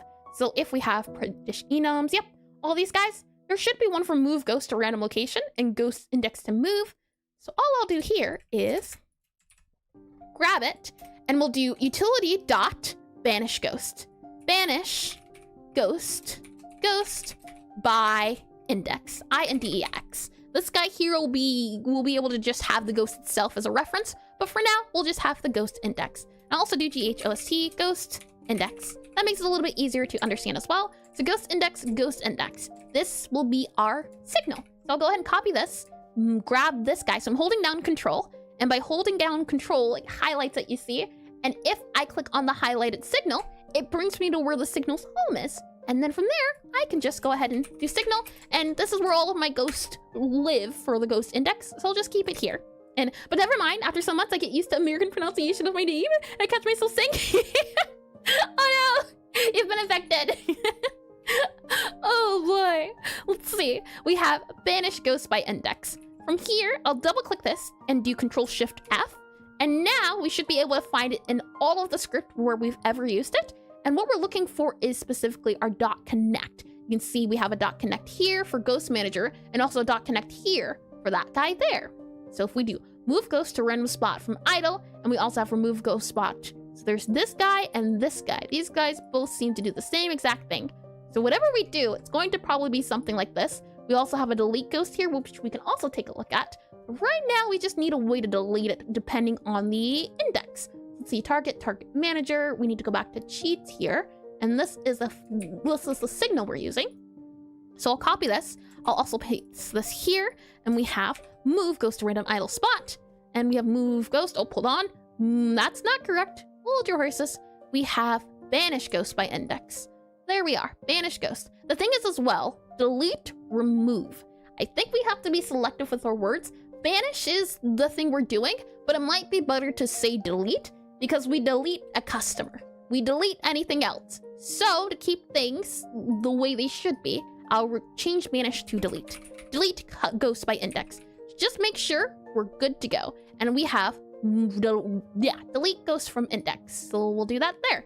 Delete ghost by index. Like that there. And that is not delete. Delete. There we are. Delete ghost by index. Then from there, we'll go back to this guy here, go back to you here, and we have delete ghost by index. And then we have this guy here. We're going to then do our delete ghost by index here. Make sure this is underscore. And then we can kind of go off of our other guys. So we'll go here. So hold down control again. It should bring me to where we are here. I can then do, let's see, this guy here. Copy over this guy here. We'll just use what we have already. I can then remove this guy, move this guy here, and then we just grab the ghost from index. If it works, then what we can do is do delete, and we'll say delete ghost, and we'll go ahead and do ghost here, like that. So that's what this guy does here. Deletes the ghost if the ghost does exist. That should work on its own without us doing anything else. However, we also need to check what our function delete ghost is currently doing. So let's go ahead and do that as well. So if I go back into my delete ghost here, we have it plays the ghost leaving sound, and then it removes the target of the ghost. We set ghost to served. We then clear all customers and range of effects. So some of this is pretty old, which is a-okay. So let's see. And if no ghost, yeah, this is also old code. When depending, the way the game used to work initially was that if there were ghosts in the cafe, the music would change tempo. And once all the ghosts in the cafe were banished, the music would go back to normal. That's what it did initially. And hi, 3-2 boy. welcome in this dream. Welcome in. Hi. Hold on, let me move this down here. Oh, if it lets me. There we are. Good. Welcome in. Currently right now, we're trying to delete objects, specifically a ghost. And we're going through a little bit of old code here. So let's see. If no ghost, yeah, this is no longer needed. We also don't need that function then. What this guy should do is, well, this guy already does force the game over if it is tutorial. We'll also remove this as well because we'll not remove it. We'll just hide it for the moment. It's not here at the very moment. I plan to be a programmer. Oh, lovely. Well, you're in the right spot. I am still learning myself. This is the second game I've ever made, and I've been making it for a little bit over the year now, but I hope you've been having fun and learning it. Oh, you said you plan to. I see. Well then, since you plan to, maybe this can be a good start. I really do need to make this into a command. I've linked it so often today. Oh boy, hold on. Let me grab that guy there, and I'm just gonna keep it open in my tab. No longer will I do other things here. And cool static glass, thanks! Made it myself. Not really, but the heart is there. Maybe that can help you though if you plan to become a programmer. It's a mini course online that's free, and it talks about programming ideas, and it also helps with Godot. So if you end up liking that course, then programming might be something you enjoy in the long run. Seeing things work as you code them in. So we have ghost leaving. We remove the ghost target sound. Yeah, okay. So hold on. We're just gonna do this. What we need to happen when the ghost does its thing is, let's see. Once a ghost is deleted, we say the sound of leaving, and actually I don't quite remember what we're supposed to do when we delete things, so I'm just gonna go to our customers and do it from there. We'll go ahead and go to our delete customer in our customer manager. Oh, customer manager is what I'm looking for. Customer manager. There we are. What do we do when we delete a customer? We have on customer spawn, say customer. What about delete? Delete customer. When we delete a customer, these are the things we do. So I'll just copy this guy over here, and we'll go back to our ghost, and we'll see. And thanks for the link, of course. I hope it's super handy, as I didn't know if, well, I knew I wanted to make games, I just didn't know what aspect of games I wanted to make, and yes, that's the answer. I like programming, I like doing the art. I found music to be quite fun too, but when you wear so many hats, it becomes a little bit difficult to balance, but I hope you do enjoy it. I hope it's a lot of fun to try it. So we have this here. If all of you, don't need you. all we do, it seems to be the case of, is we do call deferred and then queue free. That seems to be the only thing we do. So technically, that should be it. And we would just take the ghost and we do call deferred, queue free. Another thing we're going to need to do for the ghost is we need to do ghost dot target, and we also need to do, let's see, ghost dot target, and we need to do unassigned entity, like that. And I believe this should give the ghost no longer a target. And you seem very energetic, by the way. You speak. I mean, it's a compliment. Well, thank you. I try. It's very easy to stay energetic when I'm doing something I love. And there's nothing I love more than creating things and seeing them come to life. Despite the fact that at the moment, we're making ghosts and all. It's enjoyable. It's very rewarding. So let's see. We delete it, we unassign it, and then we remove the ghost. I think that'll work to delete ghost. Why don't we go ahead and give it a try? So I'll click on play here. And if I go and hide this guy here, Godot cannot be heard. Godot. Oh, Godot. Let's see. Move that there, have that there. Lovely. Enable the music here. And click on play here. Lovely. All right. So now that we're in the game, spawn in the ghost. Hello, ghost. And thank you for the follow as well. Breedus boy. Welcome in. And are you winning, son? Hi, Rodrigo. Welcome back in. Oh, good, no. My good dough is gonna rushing. We're getting a lot further than I did this whole week, so I'll take it. We have a ghost here. And now the ghost, it needs to be banished. So, blah, blah, blah, blah. Beyond. Banish, or delete, right? It's going to be delete ghost. Delete ghost by index 0. There we go. Ghost has been deleted. Now no longer tied down. Ghost is gone.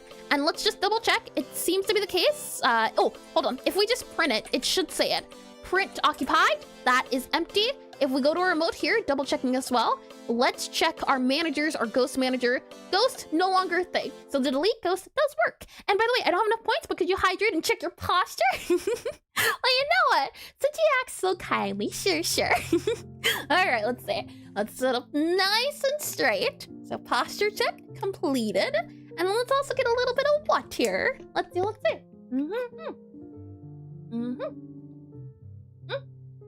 Alrighty, done and done. There we go. Let's see here. Rodrigo TPHS How very kind, just Rodrigo. Hydrate. Sure. This is why I keep multiple bottles on hand at all times. More hydration, it seems like. Rodrigo TPHS just redeemed Stretch. Alrighty, hydrated doubly. Let's do some stretches then. And thank you again to the both of you. Alright, for our stretches, let's do some neck stretches. So we'll start off by leaning our neck to the left. Yeah, oh, that I don't know if you heard that crack. What? I just heard it. I didn't feel it. Let's go to the left. And then let's go a little bit to the right a little bit. And then let's go forward a little bit. And then let's go backwards a little bit. Alright, stretching, all good to go. I believe. Crowdfunding hydrate and stretch. I do appreciate it. It's nice to see just kindness being given around. So let's see here. From there, since the leak ghost seems to be working, let's now make it so that when the player serves the ghost leaves. So let me go ahead and bring you back into concepts for just a quick little second here. At the moment, banishing partially completed. Command works. Now we just need it to work when we give the ghost food, as that's the way the game is supposed to work. In the game, ghosts have different emotions, and the hope is that there's multiple flavors that exist in the game, one of them being memory. And since we have different flavors, like sweet and bitter, you have to serve the ghost, depending on what the ghost is, you have to serve them a bitter memory or a sweet memory in order to banish them. That's the idea behind it. However, currently, the memory is not in the game, is it? Right now, I believe if I go into, and I don't think we need visible collision shapes anymore. If I go and, do we need any of this? We'll probably need it soon, but for now, we're just gonna do this because we don't need it at the moment. And when an ungrateful NPC just leaves, no compliment. The ghost is, she doesn't want anything to do with the ghost. And the ghosts are unbanishable. Let's see here. If I go into, you here, and then I grab Godot here, and go to you here, and go to you here, and go to you here. All right, you should be able to see it. We go into here, we can go ahead and go on and spawn in a ghost. Hello, ghost. how you doing? And the thing is like, oh, I can't push him around anymore. It was fun when I could. The thing is, ghosts need the memory flavor, and to you here.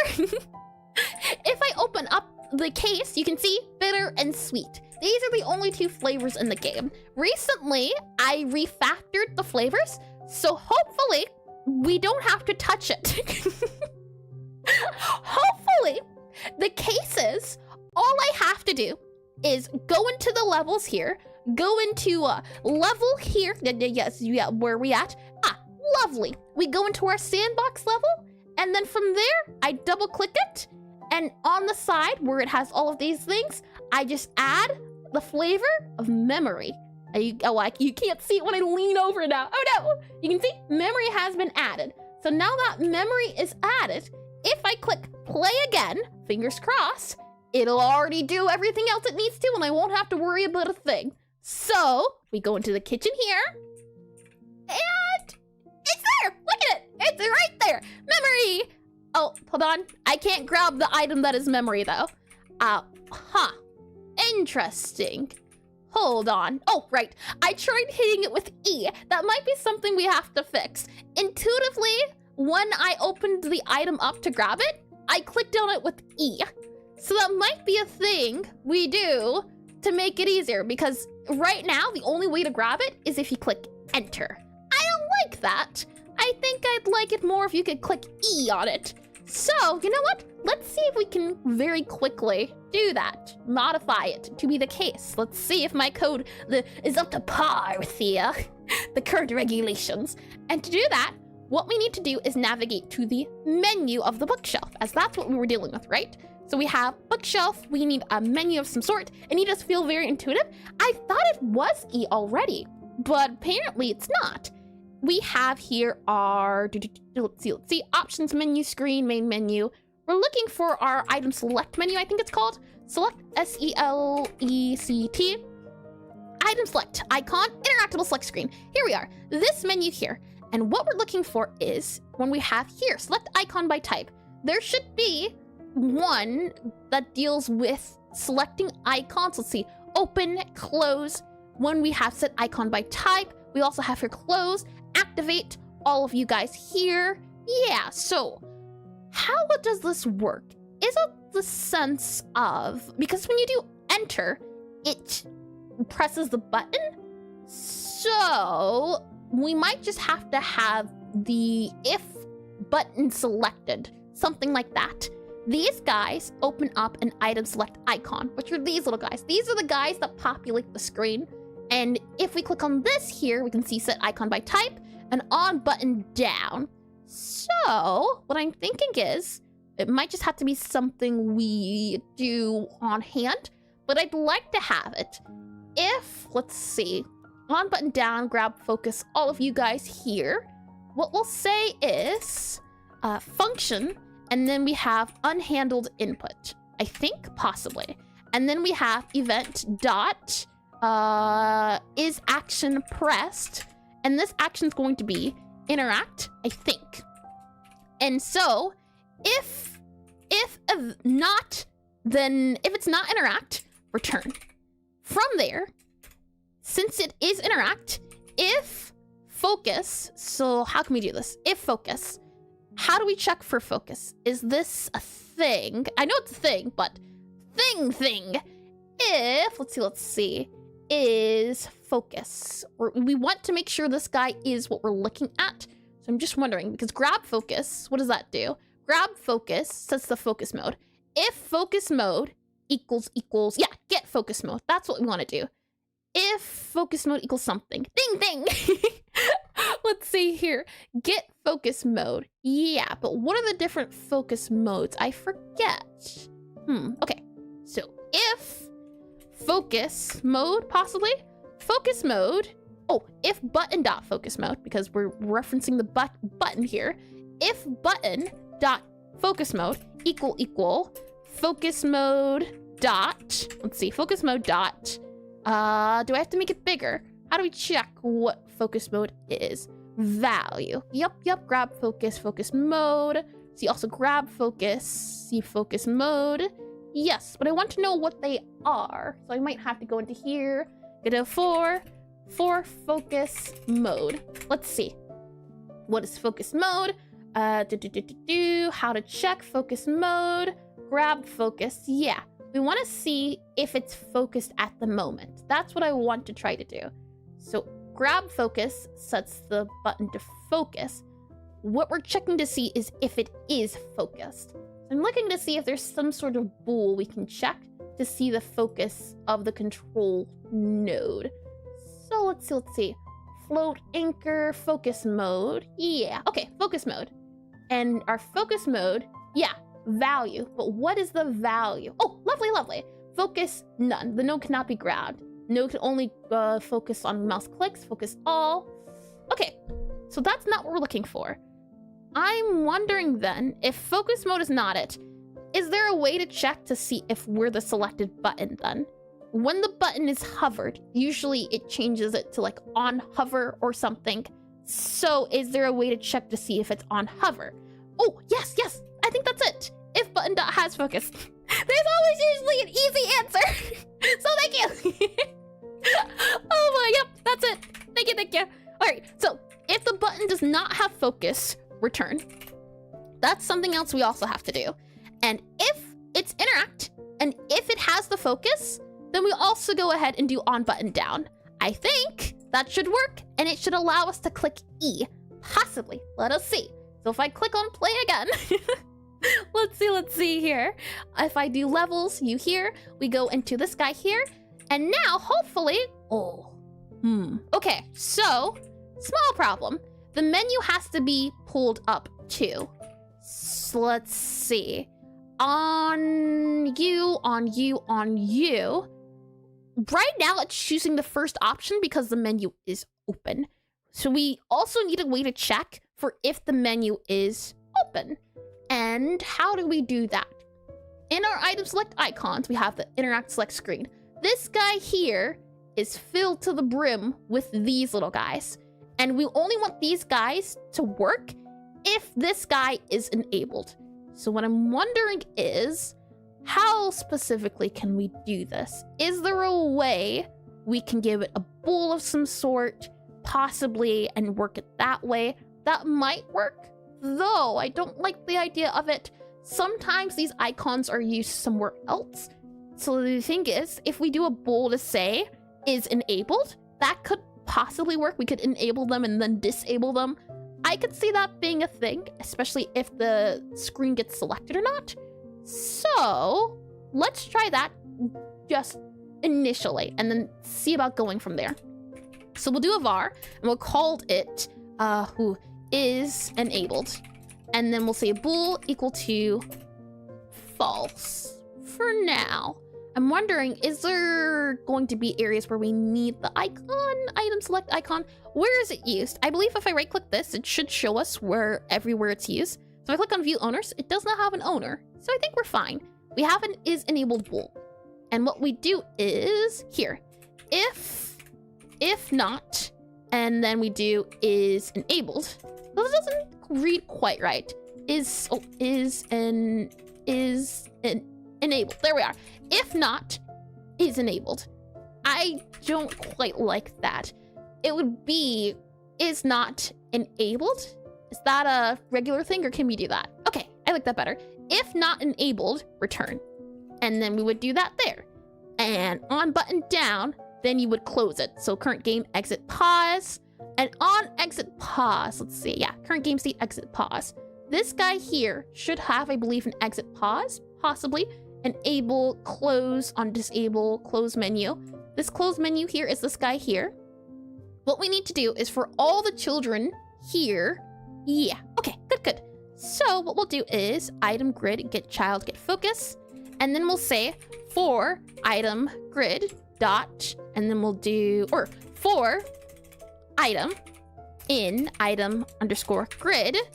That's not grid. For item and item grid, item dot enabled, enabled equals true. Something like that. And then for here, on close, we go ahead and do you, and we set it to false. So hopefully, this should also help. it only enables once we activate it. So for item to item grid, this needs to be that there, that there. Okay, let's give that a go. That might make it a little bit better. Because right now, you don't even have to open up the grid. And so, let's see. If I open it up here, now are you angry?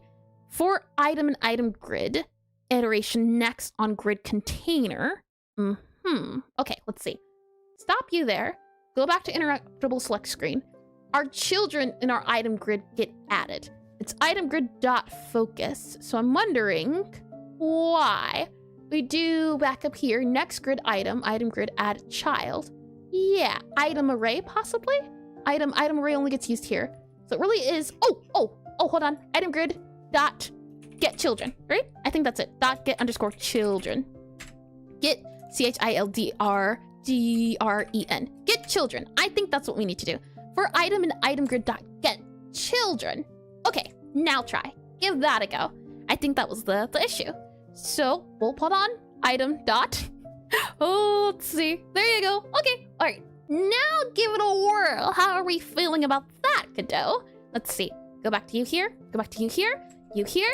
And now, hopefully, we can open up the menu. No, we cannot. Why now? We're going to start off by not enabling the item. Because if it's not enabled, it shouldn't work. So back in our item select icon, if not enabled, return. So if this is false, return, and you are false. So try again. Let's see. How about now? Levels here, you here, you should open. You do. So it's something to do maybe with it opening initially, possibly? Maybe. Let's see. Let's go back to here and on activate current game state, enter pause. Yeah, item grid focus. Okay. Possibly then what we do is we don't do focus before or after. How about that? Are you good to go now? Let's see. If I do that in before order, does that change it at all? It does not. The thing is we need the menu to open up first. And why isn't it possible? It is not. Why isn't it possible? I remember seeing a meme of that from Minecraft, and it was Steve and Alex in the Nether, and Alex just laying down on a bed. Let's see. So if item grid enable, I think it's the thing of, let's see, item enabled, maybe, so the bowl's not working, which is fine, it's okay. Maybe next up, we grab an interactable, item select icon. I don't want it to have an interactable select screen. But that seems to be the case at the moment. So, since this didn't work, this bool doesn't work, maybe then what we can do is let's see, utility.currentGame, enter pause. And we have close menu here, set icon by type, close menu, enter pause. Yeah. Because this item, the screen here, interactable select screen, is pause. It is entering pause. So I'm wondering, this enter pause, you here, enter pause, and you're doing, okay. One more thing to try, moving it down here. If this doesn't work, we might just have to do a different way to check it. So we'll see. I'm hoping it will though. Something like that instead, possibly. Item.grid, .getChild.focus, item.enabled, and target manager, item select icon. You're still you, I believe. So we'll be fine for now. Okay. Let's see. If I go to you here, nope, it still won't open the menu. Okay. So my next idea here, and let's see, the answer survey says, nah. Let's see here. Interactable select screen. All right. So since enabling it here doesn't work, next up, my idea is to just reference the interactable select screen. If it is in a pause screen, then we can know we can do it. Possibly. Maybe. So what I'll try to do instead is say, you here is active, all of you guys. We're going to remove you. Next attempt is going to be to grab this utility.currentGameState, and we go back to here. And then from there, we won't need to know about if it's enabled or not, because we're going to check something else. Instead, what we're going to do is if utility.currentGameState equals null, we'll also return. And we'll also say, and as a real meme, is going back to an adventure of 5 minutes there and back 3 months later. I have heard the meme before. I'm just saying, the first time I was introduced to it was in Minecraft. Let's see here. And hi, Polly. Was it Fem, possibly? Welcome into stream. Welcome back in. I hope you've been well. And happy Spooky Day! Oh, how I'm going to miss it. But Spooky Month has been wonderful, so I can't complain. Let's see here. If, instead of if not enabled, if utility current game state equals null, we don't do it. We also say if utility dot current game state, let's see, game state, and this interactable select screen should be interactable select screen. So equal interactable select screen. Then we go ahead and see. If not, then we also return. So now we're doing a check to see which screen we're on. And the way it's spelled, I imagine it's theme? I see. That's true as well. Let's see, click on play. Now, doing it this way to check, does that fix it? Let's see, survey says, yes, it does, lovely. And now I can open and close, go back in here, and it's not taking it from my menu. Next question is, if I click E, nothing happens. E does not work anymore, which is a shame. Interesting. Is it because it's not focused? Or I wonder what? Because now, if button has focus, if not pressed, if not utility current game state equals interactable select screen, or hold on, if not is, try that. There we are. And game state current type, let's see. Expression is of type, so it can't be current game state. Hold on, current game state. This here should be game state null. Yeah, if current game state null, game state itself is you here. So that should be fine, I believe. You are a game state, and interactable select screen is a screen. Oh, hold on, screen, interactable select screen. Never mind then. Game state dot select screen. Okay, so we can't do that check in the way I thought because it's not a game state. It is a pause menu. So if current game state instead, let's see about maybe making it pause. Let's see. So go back to here. Our game state is this guy here. We can say dot pause screen because this is a pause screen. So instead, let's do it this way around. If not, dot pause screen dot, try that. Because we're trying to see if it is a specific screen for our pause screen here. And the answer to that guy is, let's see, you here?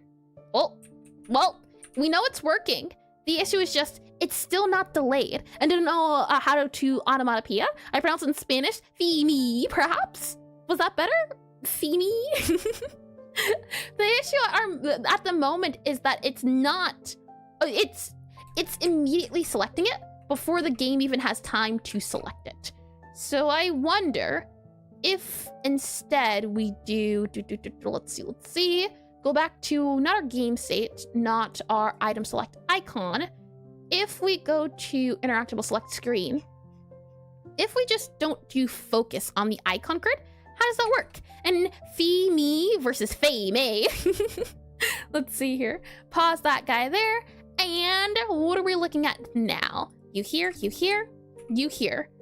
It's not selected. We want it to be on visible, selected to you there. So maybe on activate, then we do enter pause. I'm wondering, it's odd, truly. Current game state dot enter pause. Let's see. Get child dot focus. Okay. So on show is what I'm wondering about. If active, hide. Otherwise, we do all of these things. When we do show, enable, and show, then we do child focus. So let's try this instead. An E in Spanish is pronounced this way. I see. Let's see. You here. Nope. That does not work either. Interesting. Okay. Hold on. Let's see. A show, get child dot focus, close menu. Yeah, the focus doesn't work as well. Like a sheep sound. Me. I see. Reminds me of the, what is it? The Pokemon Mareep. I used to hear that in Pixelmon so often. Let's see. You hear. Okay. So, on our enable in our show, I'm fine with it being the focus. It's just set icon by type, item grid.getChild.focus. The issue is the more like meh, I see, meh, like that instead. And I heard meh, I see, huh. I'll move you here. So item grid get focus. Yeah, meh. Let's see. You here, we enter the pause, we activate it, we do all of these things. It's the idea that it needs to be focused and it also needs to be visible. Let's see. Polypheme. Was that closer? Let's see. Back to here. If not, and let's also say is visible. Dot screen dot is dot visible. There we are. V-I-S-I-B-L-E. There we are. Okay. If it's also not visible. And what we'll do is maybe we can then move this guy down here. Try that. Let's see. Gaia. Let's see. Oh, I don't know how to use that word. I think phlegm, maybe? Move you here. Okay. That doesn't work. Let's try moving you here and then here. Does that give us the same result? Or, let's see. You here. Move you here. Yep, okay. So, we're waiting for the guy to pop up. But the question is how? And what's going on here? And I see, thank you, Frost. And what's going on here? Well, we kind of took a little bit of a detour, truth be told. We were working on Ghost and serving Ghost with dishes. The thing is, though, that I realized intuitively when I was in the screen of selecting objects on our bookshelf, I wanted to press the interact key to grab the item. So for example, when I want to pick up objects, it's the interact button, which is E. And when I interact with the bookshelf, I then want to click E to select the item. But currently, the game doesn't let you use the interact button. You can only use enter or space, I believe. So we were trying to add it so that you could also use the interact key. But the issue is, right now the order of operation is happening so fast that as soon as I click on the bookshelf, it immediately gives me the first object. So in this case, it always gives me bitter. And in this case here, it always gives me cocoa, which is not what we're looking for. So I'm wondering, how can we slow it down? Maybe we can send out a signal afterwards to do it that way? Could be a thing to do. So for example here, I was using the idea of having, and have you tried adding delays? I've heard of delays, or at least when it comes to like timers in games. But with timers, it might vary from person to person, but I'm all ears if you've got a suggestion. I am not above taking suggestions, not in the slightest. I will gladly take any help I can get. Let's see. Close menu here, you there, activate. Yep, we activate it. If it's active, return. If not, current game state, you there. We do that there, activate bookshelf.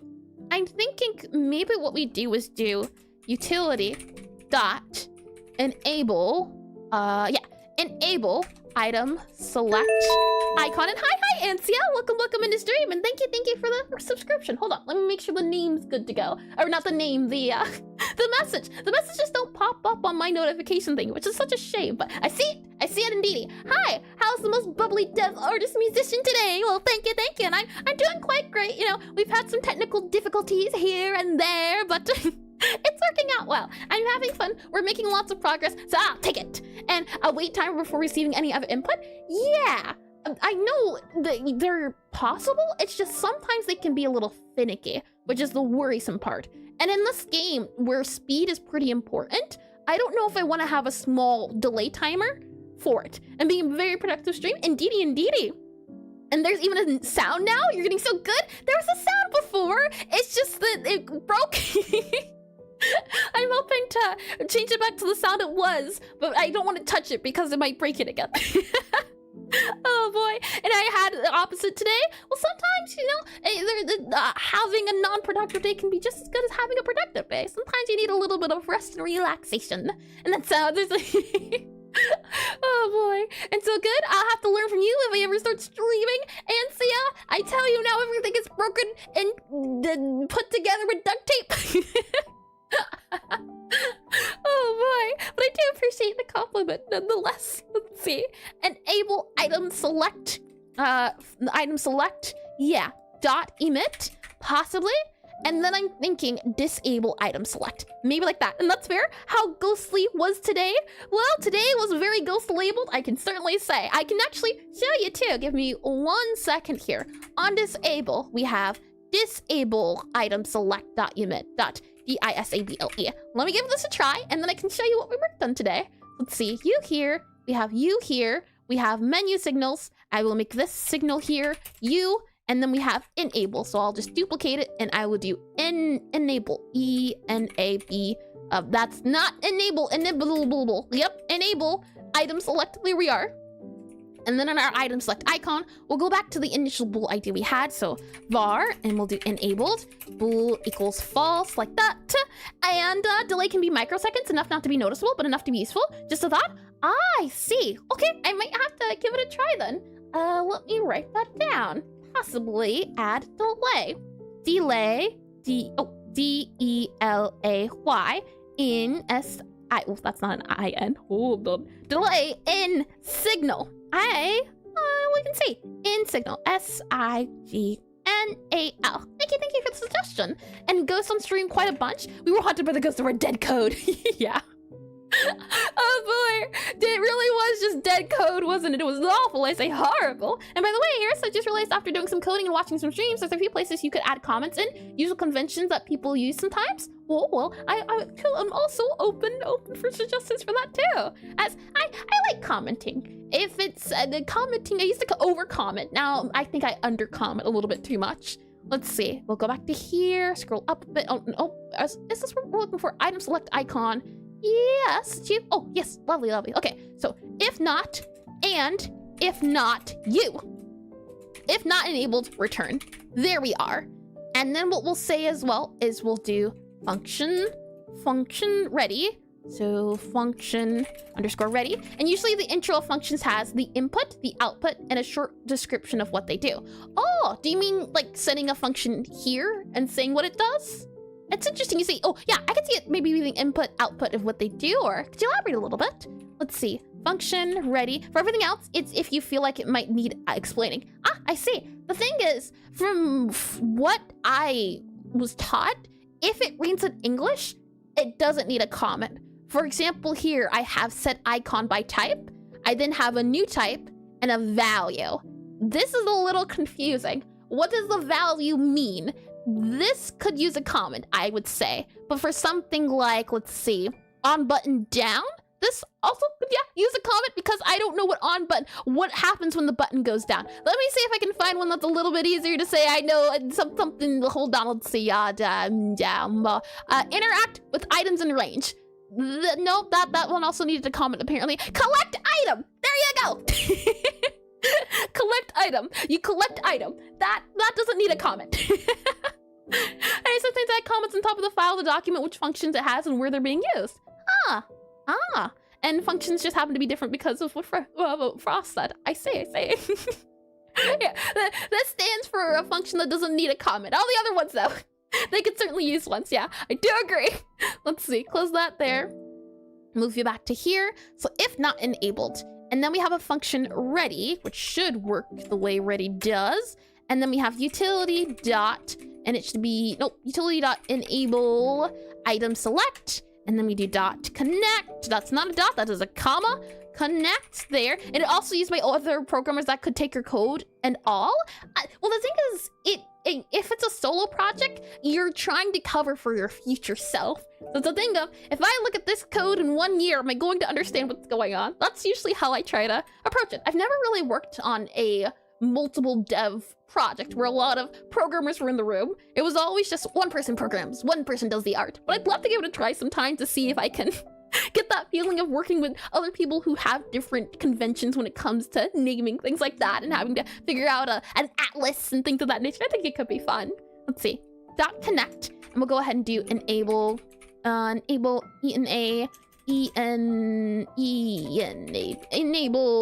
item, enable select. There we go. SELECT. Enable select. Oh, and then we'll do disable disable. If this does not work, I'll just have to figure it out a little bit later. It's not too big of an issue to worry about, but I'll give it a try. And it does help chat. You probably, yeah. Assume you'll get amnesia. Or 2 weeks, yep. Oh man, I telling ya. Enable select and disable select. disable. And we also need this as an underscore here, like that there. And then we have you here, and we'll name this function. And then we'll do you here, and then we'll do void here. I just want to see if we can get this working before we clean it up. So we'll see. Enable equals false or true. And then we'll also do you here with the disable. So something like that, and false. And dot connect. There you go. There you go. Okay, so if this doesn't work, I will just have to figure it out on my own time, and we'll go back to the ghost. I thought this might be a thing we could easily fix, but it's proving not to be the case. And most of the time, if I don't write it down, I have no idea what I've done in my old project. Mysterious mystery is all it becomes. I wholeheartedly understand that, yeah. And I assume doc strings definitions of whatever the name is, and no matter how English the function looks completely non-understandable without the definitions, yeah. Unless you wrote it, yeah, I agree. Even then, there's some code in here, I'm confused how past me thought it was a good idea. Let it go, and nope, we still get the spottle. Okay, then it is a thing I will put on the to-do list. So I'll go ahead and do function pass, and I'll do you here, and we'll do to do, and we'll say allow option to select with interact. There we go.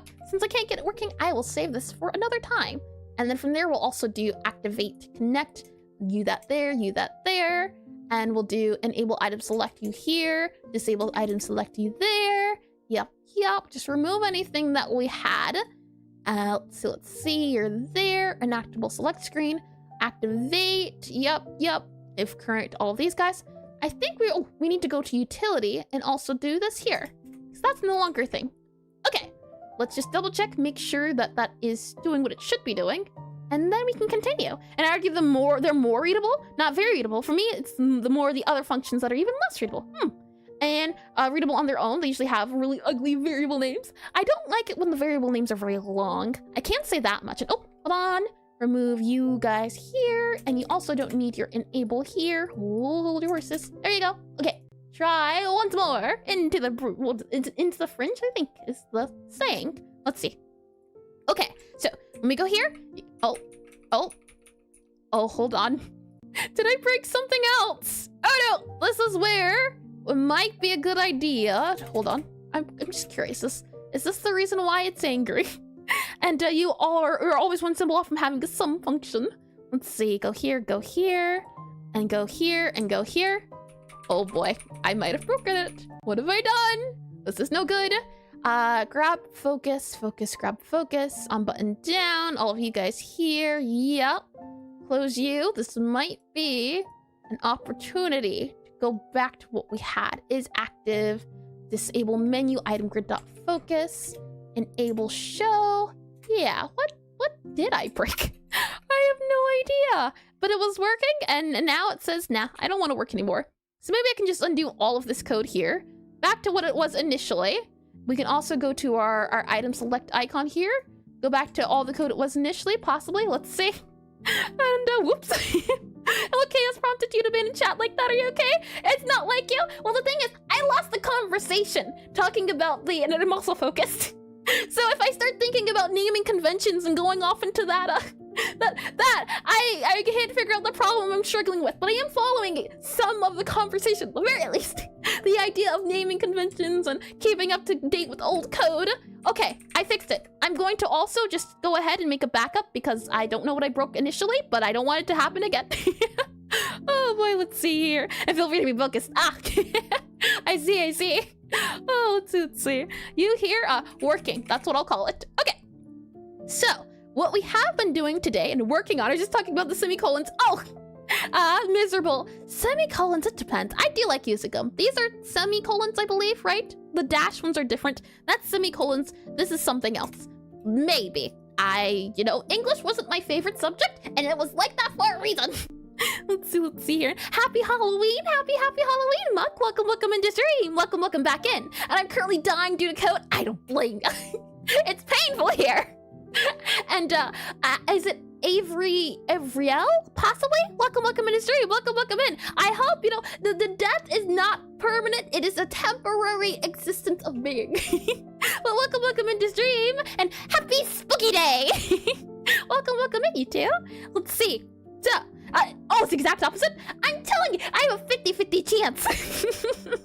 Semicolons, colons. Makes more sense. I'm very sleepy, please help. Depending on the time of day, it might be a good idea to take a nap or not. I can say though, I am not one to ask for sleep ideas. You can say we have a bitter flavor, a sweet flavor, and a memory flavor. And what we were working on was the idea that these ghosts that spawn into the cafe, they spawn, and we haven't put them on a timer yet. We've just been working on their functionality. But these guys, they can rotate. So I can, for example, move it, and the hope is that we'll put them on a timer, and the ghosts will move from one spot to another. There's 3 in total. There's like one here, there's one here, and there's one down there. But we'll be able to move these ghosts around because the timer will do it for them.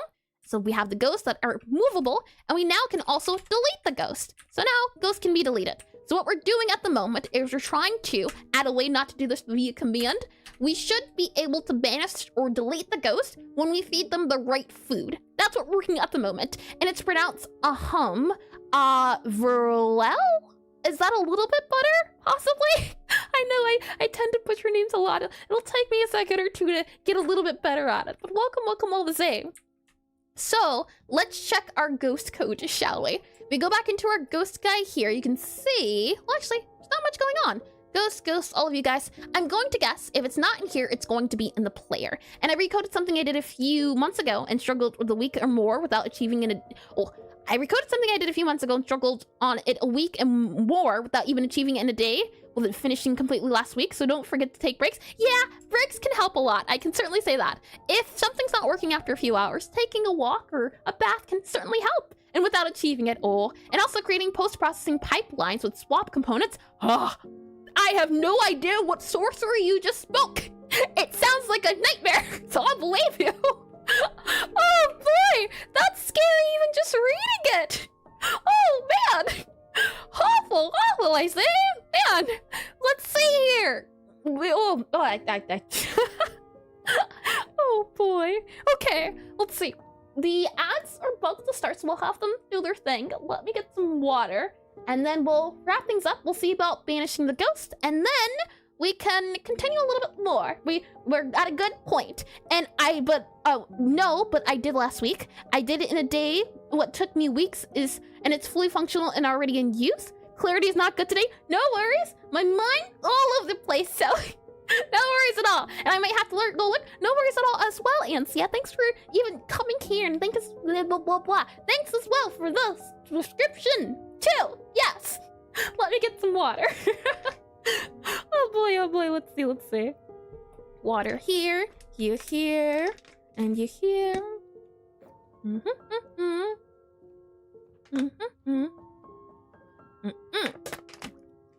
it's been there.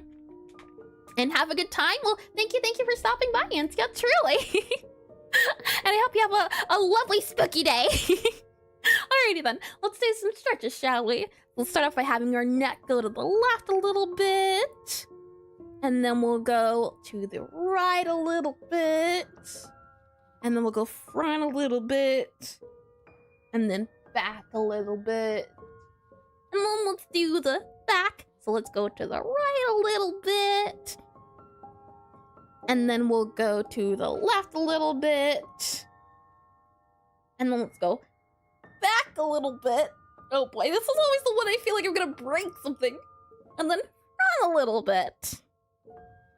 Okay, we're all good to go. Have about a minute left, so we're all good and dandy.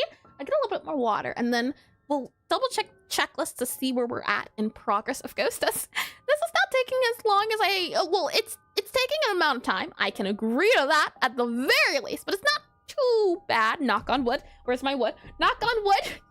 So I'll take it. Let me bring you back into this guy here and bring you back into this guy here while we're waiting. And then let's see. Let me move you to here, where we're at with Ghost Wandering. As I definitely think animations could certainly be done today. I will probably work on that after stream too, since animations, not too bad. I already have a new animation system in place. I just have to upgrade the ghost to new things and see about maybe we can give them fun animations for when they're chasing the player. Things like that could be fun. Chasing the player when they get banished and having the animation play out before the banish command. Things like that could be a lot of fun to do. Let's see. And you. Okay. So with all that said, let's see. I will go ahead and grab this here, get a little bit more water, and then we should be able to get back into things. And thank you for the nice chat. Thanks for chatting and having, it's the thing of having conversations always super duper fun. So I do appreciate you taking the time to stop by and chat for a bit as well. So thank you right back at ya. Let's see, a little bit of water here. Alrighty, water achieved. I am well now hydrated, and welcome back from the ad breaks. Okie dokie. So, what we've done is we've done the rotation. That is good and to go. Since we have about 10-ish minutes, technically speaking, we'll do one more thing, and that's going to be to see if we can give the ghosts their food. So banish them via food. I don't think it'll be that hard, knock on wood. However, we'll see. Well, we will certainly see. So we'll try to add that. When the player gives the ghost food, the ghost should take the food should be deleted, and everything should be good to go. Let's give it a go. And it was wonderful to get to see you on my birthoween. Oh, how lovely, Frost. I'm also very grateful to have gotten to hang out with a comfortable stream the entire time too. Well, that's even lovely. Well, happy birthoween, Frost. Let's see. So, the player here has a very long script. It's been cleaned up, so this is the clean version. I can't just go on the excuse of, I need to refactor it. Now, I can certainly do that with utility. I have not touched, I don't know if I want to touch it, I'll be honest. Oh boy! And I'll be heading off now. No worries at all, Frost. Thanks for stopping by and chatting too. This has not been, yeah, we don't talk. We talk about this here I can stand by. And what we need to do is check for the ghost, interact with ghost in range. This is the function that was old. And you can see if item no or not in ghost range, don't do anything. So the ghost has to be within your range. Not only that, ghost can be served any type of dish as long as it has the flavor of memory. So what we do is we check to make sure our dish has the flavor combo. So if dish.flavor combo has flavor, and we grab the item, we grab the flavor combo, make sure to see if it's in memory, then we omit the dish being served, we delete the item, we remove the item from the player, and then we omit to delete the ghost. That is what's being done. If we go into the signal here, we go into that guy, and I do Control-Shift-F, we should find the function for deleting the ghost. And let's see. So we're looking for .connect. So Cafe Manager, Ghost Manager here. Delete ghost .connect. And on this delete ghost .connect, what do we have in here? Delete ghost. Ghost leaving. And we do all of these things. So it should be the case. It should work. Fingers crossed we can see. What we can do to test this is, and I'm actually curious to see if I go to my level. I don't know if I did this just for bug fixing, but I'm wondering if I have it customized so I can choose what it appears on the guy, but it does not seem to be the case. So in our level data here, you can hopefully see if we go for basics, cheats, enable all cheats, enable test table, yeah, and enable test table does some other things, so that doesn't go the way I thought, but that's a-okay. What we can do is I can go ahead and just spawn in something memory. So let's go ahead and give it a try. But the way things are, it might just connect itself back into place, but who knows? Let's see. So if I go ahead and open up Godot and allow you to see it too, I'll go ahead and mute our music and let's give it a try. So we have the game music, we have you here, we have you here, and from there, I should be able to, and actually, you know what? Let's mess with this a little bit. I'm going to pick up our sweet flavor. I'm I'm then going to grab our memory flavor from here. So this should be a bitter memory or a memory, bitter memory, or it's going to be memory bitter. I don't remember the exact wording it is, but it's going to be a bitter memory cake. So if I hold down Q, this should hopefully work as intended. Let's just try it. Let's see. BY space THE space TUMTU. Oh, that's not UI. That's just space. Okay, let's see. D. Okay. OUB. That's not L. Y. Yep. Okay. Space LONG. Space TIME space THE space D space THE space M. I'm not used to saying this one because we haven't done memory in ages. OME. Yeah, this is a memory specific one. Lord, this I'm trying. Scarily enough, this is the easiest the game has ever been. Oh boy, it's been so much harder in the past. Eventually, someone will be able to send me that they've gotten a perfect. And until then, I'm going to keep lowering the difficulty. As and right now, I think, what did I get? I don't know if it shows. My accuracy was 55%. That's not a good grade. Let's go ahead and spawn a ghost in here. And if everything works as it should, all I have to do is grab this cake, walk up to the ghost, and it should banish it. It's either going to banish the ghost, or it's going to crash the game, or it's going to do nothing. I'm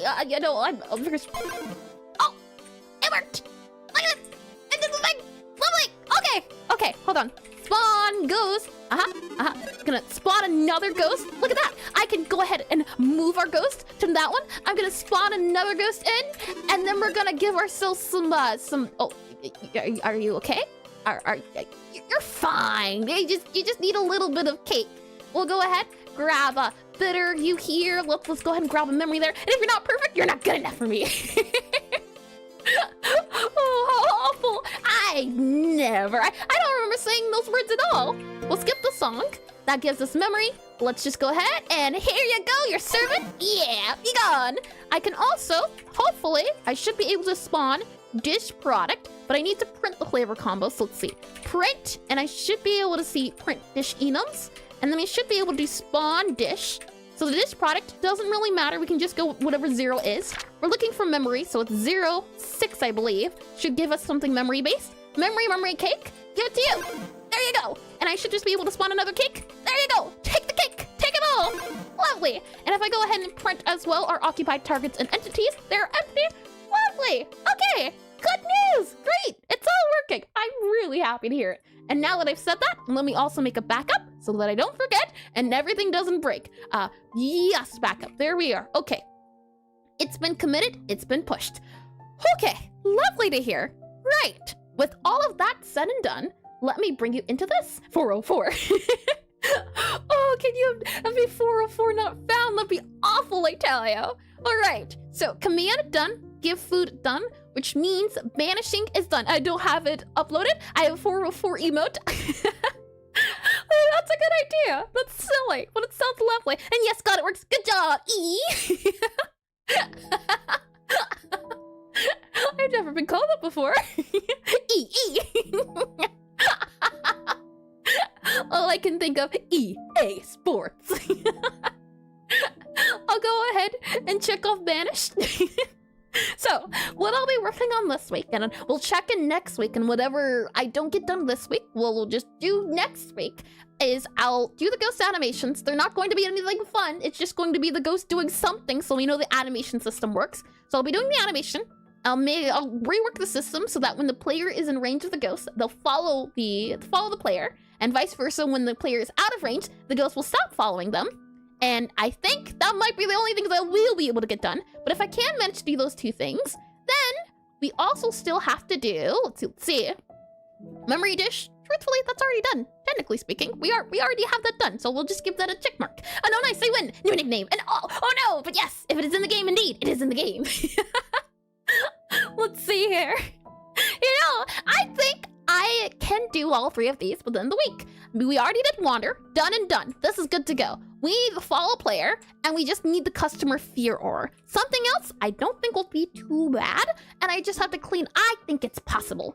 And so, if I can get these 3 things done during the week, what we'll be working on next week is we will do the ghost effects on the actual spellcasting part of the game. So trying to see if we could do something to do with readability, and it could be fun. We can also have ghost effect visibility of the spells. So we'll be working a lot on this screen. Next week, if I can get all of the yellow star things done. Those are the name of the game here. With all that said though, let me bring you into, where are we at? You here, down you here, drag you a little bit bigger here, bring you into, hold on, not there, that should be a-okay and good to go. If I click on you here, you should be able to see, oh, screen's not big enough, hold on, make you a little bigger, there you go, hello there. I have a website, it is ericesar.com, and at the very bottom of this website, you'll notice there's a lot of neat art going on here. The idea is that once a week, every week, we do our best to do a pixel art study related to a specific pixel art topic. And since we spend all of the entire month working and studying and learning, we dedicate every month, once a month, at the start of the month, to drawing a stream and just drawing just for fun. So the hope is that these are called draw-togethers, community draw-togethers. And if I scroll through a few of these, you should be able to see. The idea is that you get, these are older ones, but you get a spot on the board. It's a big old board. Anyone can join if they want. You get a big old spot, and you can draw whatever you want as long as it's stream appropriate. Every 20 minutes, the theme changes and the theme gets randomized. So you can either choose to follow the theme or do your own thing, just drawing for fun. The idea is that it gets you in the mood for drawing for a little bit and not taking it too seriously, since 20 minutes, I'll tell you, is not a lot of time. But it's always so nice to look back on these and think, wow, how far, truly. So that's what we'll be doing tomorrow. Next week, we'll be working more on the game as well. And then the day after tomorrow, we'll be doing some writing. And I'll make his computer banana. It's been set in the Hall of Fame. I don't know if that's for the better or worse. Let's see. I know I saw the goose earlier. I don't know if I'll be able to find it again. But indeedy, these get put on the website to be here forever. Or as long as I can keep them on here. With all that said, let's see if I can just quickly spot out the goose computer. I see computer here, so there might be a goose computer in here. I just can't see. I want to get a good zoom in feature as well, but I see a moldy computer. With all of that said, though, let me bring you back into the sky right on here. So that'll be it for me. We'll see if we can find someone to raid. So if you're on Twitch, consider sticking around. We'll see if we can find a Godot game dev to raid. It's always fun finding new people that are streaming and also new Godot game devers. It's always fun seeing all of them. If you're on YouTube though, that'll be it for me. I am going to go to the end screen and then I'm going to come back. If you're on Twitch and you want to stick around for the raid, they always are a fun time. Maybe not a long time, but they are a time. I can assure you of that. And that was a fun time. It was indeed. With all that said though, thank you all for joining. Thank you all for coming. I hope you've had a lovely spooky month. And I also hope you've had a lovely spooky day. And you know, for some of you, time zones are a thing and your spooky day is not done. So I hope you even have a better one if that's the case. Saying all that though, I hope you all have a lovely morning, afternoon, evening, or good night. And I hope to see you all tomorrow, if not next week. Alright, soon to you. See you soon.